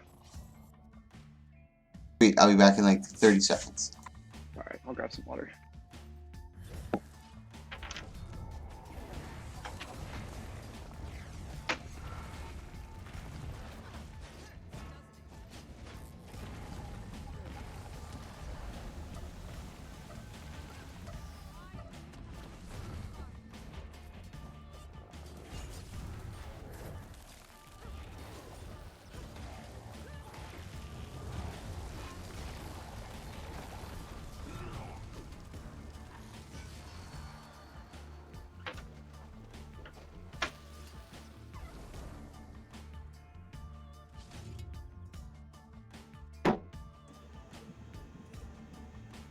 Alright guys, I just want to mention as a side note, we have about 700 gold that we're using for the prizes today. And one of our prizes, we're going to be using 100 gold for one of our prizes, which is going to be the best match that has happened throughout this tournament so far. Considering we're in the finals, we've seen all the matches. We're not going to consider the finals match because these people are already getting money. And what I want to also incorporate is a little bit of viewers from the Twitch. So if you guys know which match or which team, I'm not going to pick match, I'm going to pick which team do you think in the challengebracket.com provided you with the most entertainment? Which team was the most exciting to watch? I posted the brackets once more on the Twitch channel, so take a look at the brackets. If you can remember the team, post them in the Twitch Discord, and I'll give that team that was the most entertaining 100 gold. If you guys can't decide, I'll deliberate with my special guest shoutcaster, Anonymous, Anti-Kern, and Alex, and we'll deliberate and we'll give the 100 gold to the team that we thought was the most entertaining. But if anybody in the Twitch does want to deliberate and figure out they want to put out their own little thought, put it out in there and I'll take it into consideration. Nope. My vote has to be for Clown and Cam versus Aramis and Grim. I would definitely That match was so hype. I definitely agree with you on that. So here we go with our third place match is Blue Flame and Prime Lightbeam going against Grimjack and Dark Zeromus. Prime Lightbeam. This might look like one-sided, but Prime Lightbeam is Helio, and people that know Helio know that he's probably one of the, if not the most talented mechanical player in Guild Wars 2 right now. He is incredible. So this is going to be really cool to watch. I would definitely agree, and Helio wasn't originally in this. I guess he's a substitute for Joker, so I'm allowing it. I don't really mind it, and we get to see some excellent, like, top tier play here. Zeromus gonna force out the S from Helio there. However, he himself blows his last distortion, so this is everything he has. They're going to need to make something happen soon, because if he takes a lot of damage now, he's going to be in big trouble. Grim and Zeromus kind of on two different targets right now. Blue Flame really kind of out of position. Helio needs to get back there and help him soon. Definitely needs to be there to peel. Definitely needs to be ready to peel. Heavy pressure coming onto Dark Zeromus, but Prime Light doing a good job of mitigating it. He's creating the distance, trying to get away. He's in the no port. Grimjack, as you could saw, was only able to get to the beginning of the spawn area. Good job by Prime Lightbeam. He's able to re-mitigate on his healing turret, re-sustain, get back up, and now Blue... Zeromus in a lot of trouble here. He took that overcharge shot. That did a lot of damage. Down to 3 HP, no cooldown, so he could be going down. Blue Flame takes him down. Good job by Lightbeam and Blue Flame. And noticing that Dark Zeromus was running out of cooldowns, they kept the pressure on him, and were able to get it down. Now, Blue Flame is really low. Grimjack can't take advantage of this. He's just got to notice it and take the pressure. It looks like he's focusing on Prime Lightbeam a little too much. Blue Flame's backed out. He's able to get a little bit of mitigation. He's getting his cooldowns down. He is a warrior. He does have a healing signet, so he can mitigate or regain health very, very quickly. And he's always able to put down pressure despite the health that he's at. Grimjack sitting in the no port spot, but doesn't really help him as none of them do have any ports. He's just trying to get some distance, I'm assuming. But there's only 4 seconds left. He does have a lot of barrier. I don't think he's... No, and that's it. Yeah, there was no way for him to be able to deal with two players together. I think that was... I have to say, I didn't anticipate Red Team to win. I think there was a little bit of maybe like... I don't want to say... I don't know if miscommunication is the right word, because I'm not even sure if they're in comms together, but Zeromus and Grim were kind of on 2 different targets a little bit. Okay, I don't mean to... For a lot of the situations. Okay. And I understand their thinking, because it's like, okay, on the one hand, we can't let Helio freecast on us, because if he does, like, we're gonna get destroyed. But on the other hand, is Helio the best target? He was able to survive really well against both of their pressure. So maybe their better bet is just to try to get rid of Blue Flame early and then target Helio after that.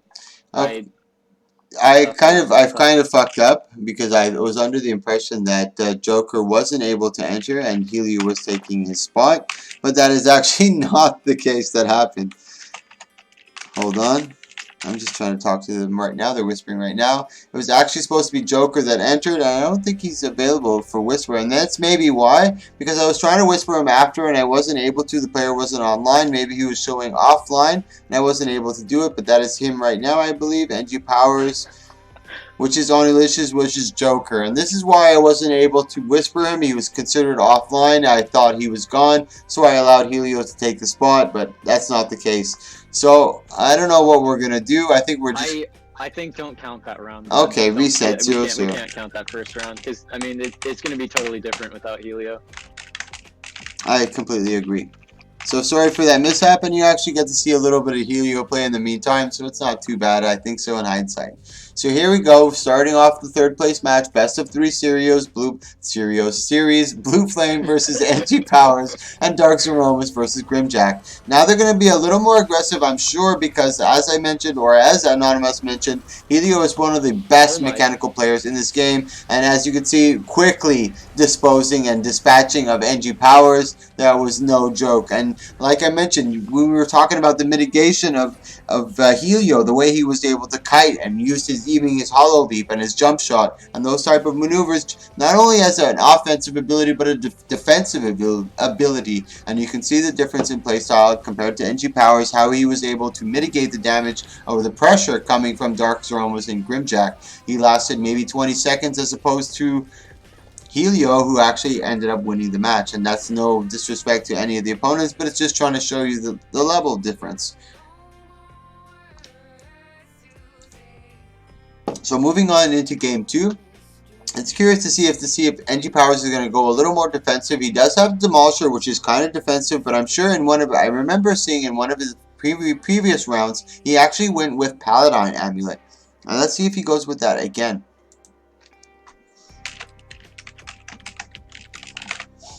And for everybody that's watching, or my participants, I'm going to be giving out 1st place, 2nd place, and 3rd place prizes at the end of the tournament once everything has been decided and everything has been settled. So don't go too far. Try not to log off. If you do log off, I will find out who you are and send you mail, so you'll get it either way. But try to stick around for like 20-30 minutes. There's a lot of stuff I have to take care of after the tournaments. Downloading videos, editing, talking to all the participants, any questions or any complaints that people have. There's a lot of stuff that comes my way at the end, so just bear with me as well. Oh, here we go. I'm not going to talk no more. Here we go. It's John Mouse. If you'd like to shout, Castman, take it away, my friend. Yes, sure. Alright, I'm tapping over to Zeromus.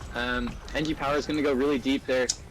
He does pop his S a little bit earlier that time. That's going to be good for him. Dodge rolls in it. That's maybe not. That's questionable, but he is able to... No, I mean, there's way too much of that. We're talking about Zeromus and Grimjack here. That's exactly it. Great point though you mentioned. You have to play on like Naru or Helio's level of Hollowsmith to be able to survive against Zeromus. I mean, we saw even Cam, who is a really good Hollowsmith, get deleted by Zeromus. Very quickly. You have to be something special to be able to survive that, I think. And I think they also at the same time they have something to prove. They do not want to go lower than 3rd place, and they're making sure that they stay at that 3rd place mark. So that's 3rd place and Dark Zeromus. That goes to them. And now we're going to be moving into our finals match, which is going to be pretty exciting. I wanted to really see, no offense to any of our Sword Flame and Mango. I was curious to see Zeromus and Grinvac versus Anonymous and Naru. We're actually going to have Sword Flame and Mango, which are no slouches either. It's going to be great competition. Sword Flame and Mango versus Anonymous and Naru in a best of 5 final series. This is the winners right here. All right, well. Good luck, my man. Good luck, man.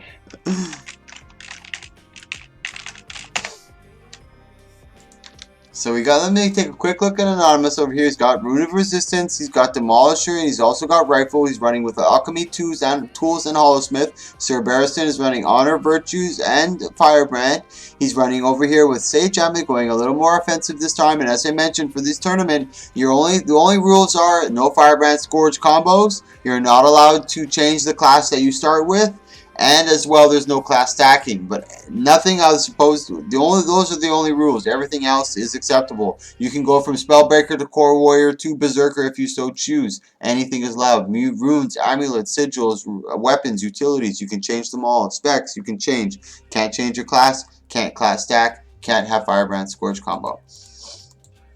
So it looks like they're actually adjusting. They're taking their time. Let me take a quick look at Anonymous, what he's running. He's got over here Sword Dagger, and he's also running Short Bow. He's running Rune of the Thorns with Carry On. He's trying to go for that heavy Condi damage. Let's take a look at Naru. He's got Rune of the Leadership. Again, Demolisher. This is very popular amongst Hollows. They don't have much Condi mitigation as it comes with their build, so the Rune of Leadership actually offers a little bit of that. And the cooldown on Prime Light Beam is 60 seconds, not too long. He's running Alchemy, Tools, and Hollowsmith. Now, Sir Barristan was the one who reset. I don't think he's changed anything to his build. Let's take a look at Mango. I don't think he's taken anything out of his build. This is going to be a really hard engagement. This is going to be a really tough fight. Now, on one hand, Mango and Barristan do have a lot more support. You know, they can support each other a lot more. But on the other hand, Imagine and Naru have a lot more damage. Now it's going to be funny to see how they adjust their builds as the rounds go on. These two are very top tier players. I'm going to watch Naru and Imagine for the first round, and for the second round, I'm going to watch Sir Barristan and takes Mango. And I'm very curious to see as who each team focuses to primarily start with. And as Anonymous mentioned, it's probably going to be the Hollows that they're going to want to go for, because the other two are just have too much damage mitigation or just have too much kite ability. And looks like they're already focusing on Imagine. Actually, they're going heavy on the Thief, which is surprising to me. But for the blue team, it's not surprising that they're going for Mango. But they're doing a really good job. The exchange is going very well. It's almost on par. But actually, Mango is the one who falls first. Barristan doesn't even have Signet. This is going to be really tough. Both blue tier characters are really low, but I don't think it's going to be enough. Barristan I don't think it's going to be able to take the 2v1 against Anonymous and Naru.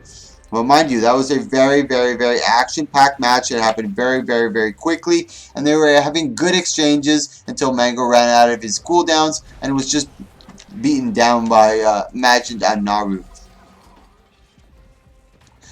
Down goes Barristan, and now we're moving into game 2, guys. And as I mentioned, I just want to give a quick shout out to you guys. I really appreciate you guys coming out to watch. I do this every single day. I put out a 1v1, a 2v2, or a 3v3, or even a Fashion Wars every single day. I'm very new to Twitch. I'm very new to shoutcasting. That's why I have really cool people like Anonymous coming out to special guest shoutcasts. Not only do I learn from them, but they also give you a little more insight to what's happening in the matches. Check out my highlights videos. You'll see every single video that I posted since I've started 3 weeks ago. If you like this content, click that follow, click that subscribe. It is September. Subscriptions are half price off. Thank you so much either way for watching. We're moving into game 2. Let me take a quick look at Mango over here, if he's made any changes. It looks like he's still in Tools, Alchemy, and Hollowsmith. He's still got Resistance and Marauder. He's still got Cleansing and Energy. Let's take a look at Barristan over here on this side. I'm not sure if it was Barristan who was running Leadership, and I think maybe Mango switched over to Resistance. I'm not entirely sure. But I remember commenting on Mango's, no, he's also gone over to Elixir X. Interesting. Maybe I'm confusing the two, but it's definitely going to be interesting. I don't think I've seen any major changes. They're trying to focus on Naru, who's at the top node. They have separated from each other slightly.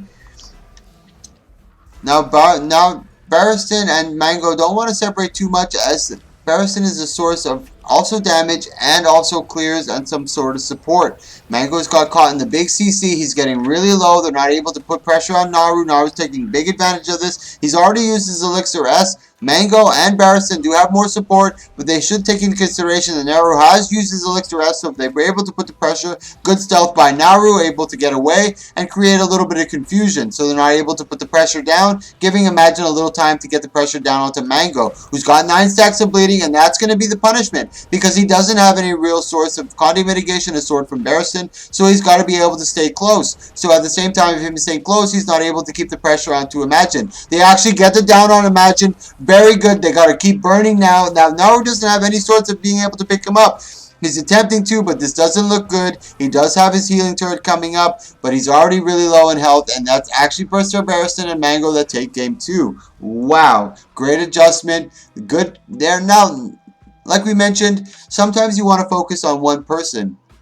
But as we saw throughout that match, they actually shifted throughout. And now I'm not necessarily sure if it was a bait. Maybe we'll focus on Naru, pretend that our attention is on Naru. So Imagine gets a little complacent and tries to come in for the damage to try to cleave and take pressure off Naru. And once he comes in for the pressure, we'll turn on to Imagine. And maybe that's exactly what happened. Naru backed out once Imagine came in for the pressure. And once Naru was like, okay, I'm out. Let me get my cooldowns. Let me relax. And then the red team was like, okay, or the blue team was like, okay, this is our chance. Now they're separated. Let's focus on Imagine. They did a really, really, really, really good job. Great performance by Mango and Barristan. Really, really impressive. I like seeing this type of stuff. Especially, like I mentioned, this is Naru and Anonymous, the top 2-tier players. And this is Barristan and Mango. I'm not sure where they are, but they're top 50, I'm certain. And this goes to show you that there's a lot of top quality players. There's a lot of top tier players out there. They just gave Naru and Imagine a run for their money. Very, very impressive showing. We're going into game 3 of our finals right here. Thank you so much for watching, guys. I'm very curious to see. Nope. No major changes there. Thorns, yeah, he still got Thorns. No major changes there. No major changes there. They're both very cautious now. You see, now they both have respect for each other. They have both respect for what they have the skills. Big damage onto Barristan. He's not going to be able to heal through that. If he does, I'll be very impressed. He's going to lose a lot of cooldowns. But that's great, great, great skill by Barristan. Not getting too squirrely under pressure. He has gone through all his mantras, heal mantras. He has gone through his Tomb of Courage. He's going through his Tomb of Justice right now. He does have his... this is going to be way too much pressure. But Barristan is really low. Imagine is really low as well, but they're sustaining much better. Now he has no more tombs left, no more mantras. He was at the end of his cooldowns, and we already got Mango popping to Elixir S, Prime Light Beam popped by Naru, putting the pressure onto the other opponents, and that's a game. Oof. Oof. Oof. Oof. Oof. And you know what I mean? You know what caused that commotion and what created that pressure? Well, what's important to understand is once pressure is created, it's very hard to take it off. Once Barristan got really low, and especially as a Firebrand, he doesn't have that big, huge heal to bring him right back to full health, where people go like, okay, he's back to full health, let me take the pressure off. He doesn't. He has these small little guys that try to bring him up. But if Naru and Imagine keep the pressure up, he's never going to be able to get fully up, and they're going to be able to keep the pressure up. And his other teammates are just going to go into desperation, emergency mode, try to do everything he can, and he's going to fail to peel for him, and mistakes are going to start to happen. Great job by Imagine and Naru, just seeing the moment of opportunity, that window opening. They got that big damage at first, and that's what created that stutter, that's what created that pressure, that's what created that momentum, and they weren't able to recover. Barristan couldn't even turn around to try to counter pressure. He was just too worried about getting away, trying to get LOS, just trying to stop that damage. But here we go again. Now we're going into game 3. This is going to be exciting, I'm sure. Sorry about that, guys.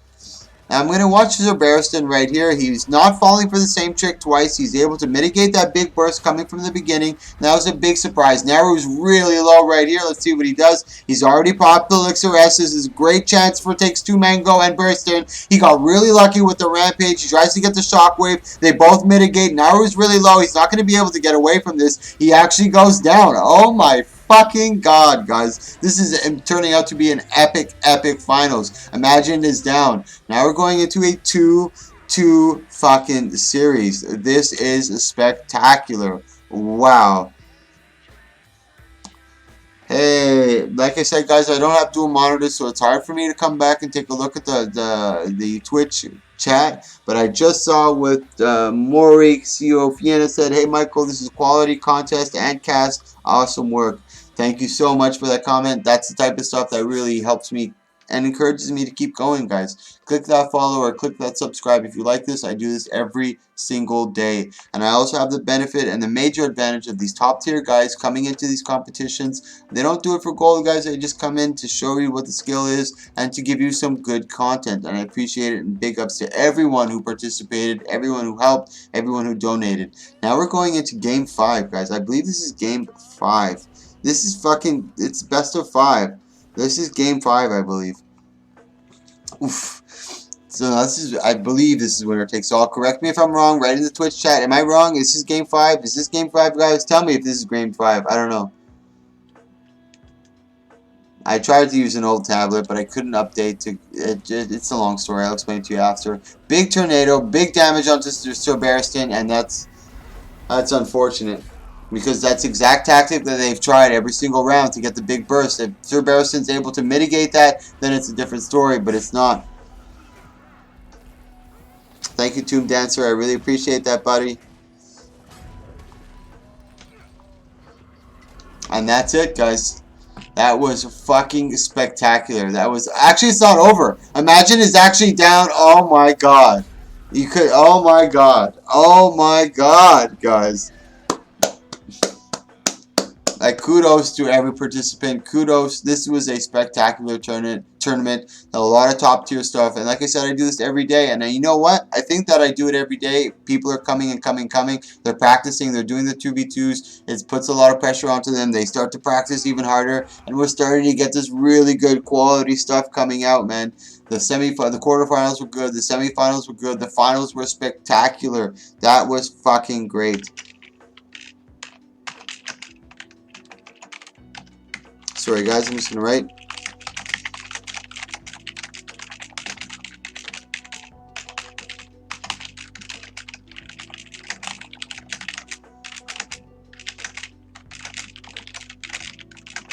And as I mentioned before, guys, what I'd like to do is if you guys, anybody in the Twitch chat would like to sponsor or would like to say who was the best duo or the most exciting duo, aside from the people in the finals, because I don't want to give them any more money, whoever you think was a top team that gave you a lot of excitement and entertainment, write it inside the Twitch chat right now. Here, I'll put the Discord or the challenge.com bracket.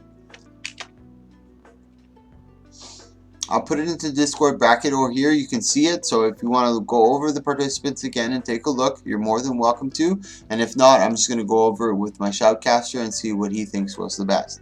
But that was really, really, really good. Very, very. Okay. GG's. Yeah, it's super exciting. Went all the way to a game 5, bro. Yeah, yeah. Super, super, super exciting.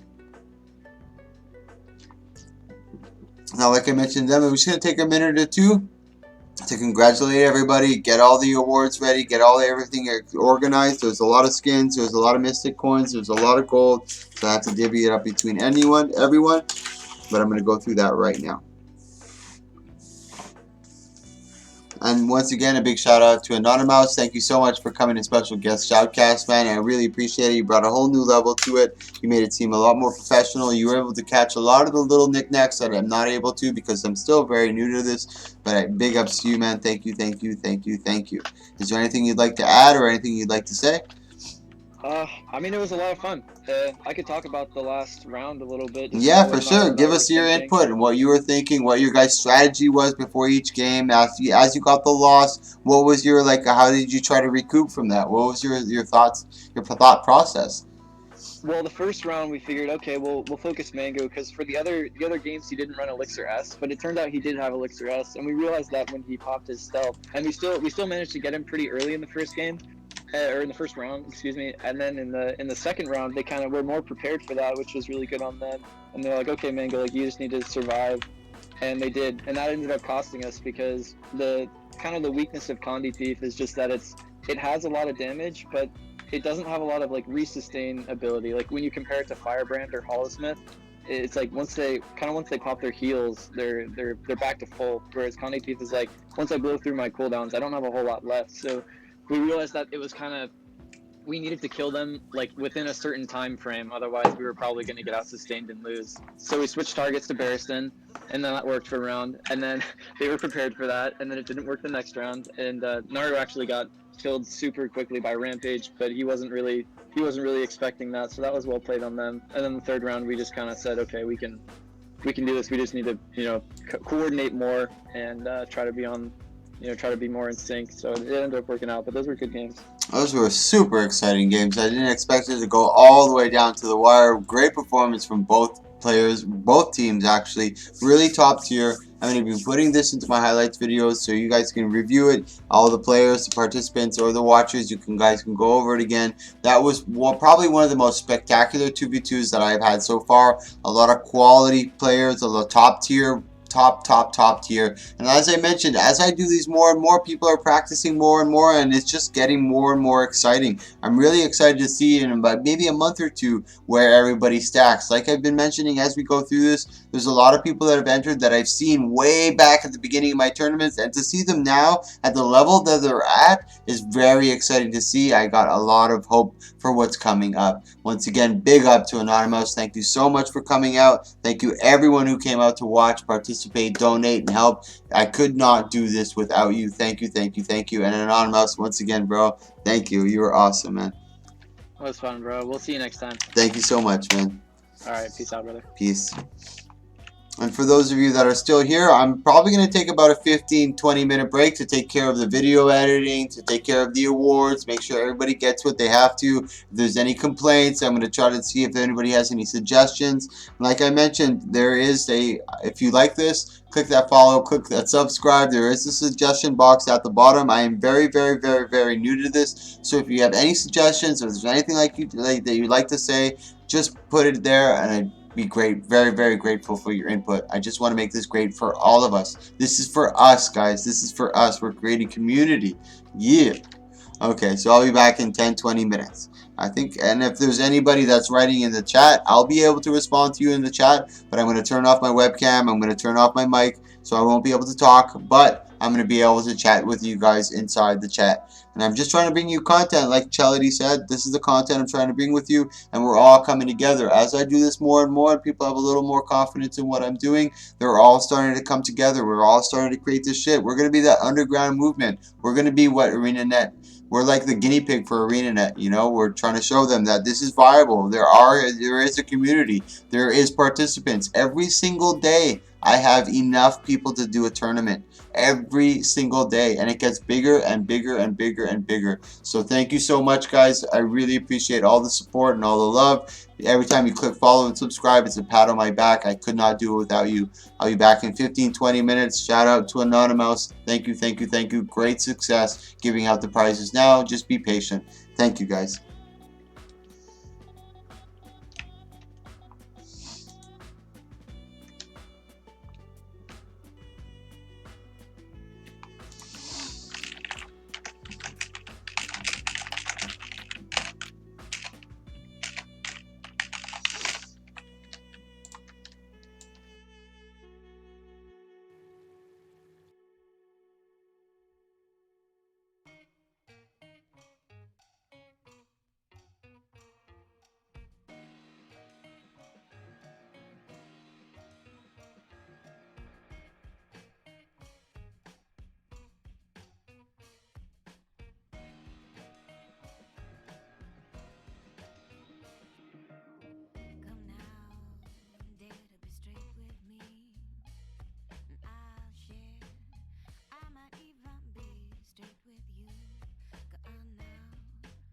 Share some skin so I can get a good look in, and I'll find out what makes you tick.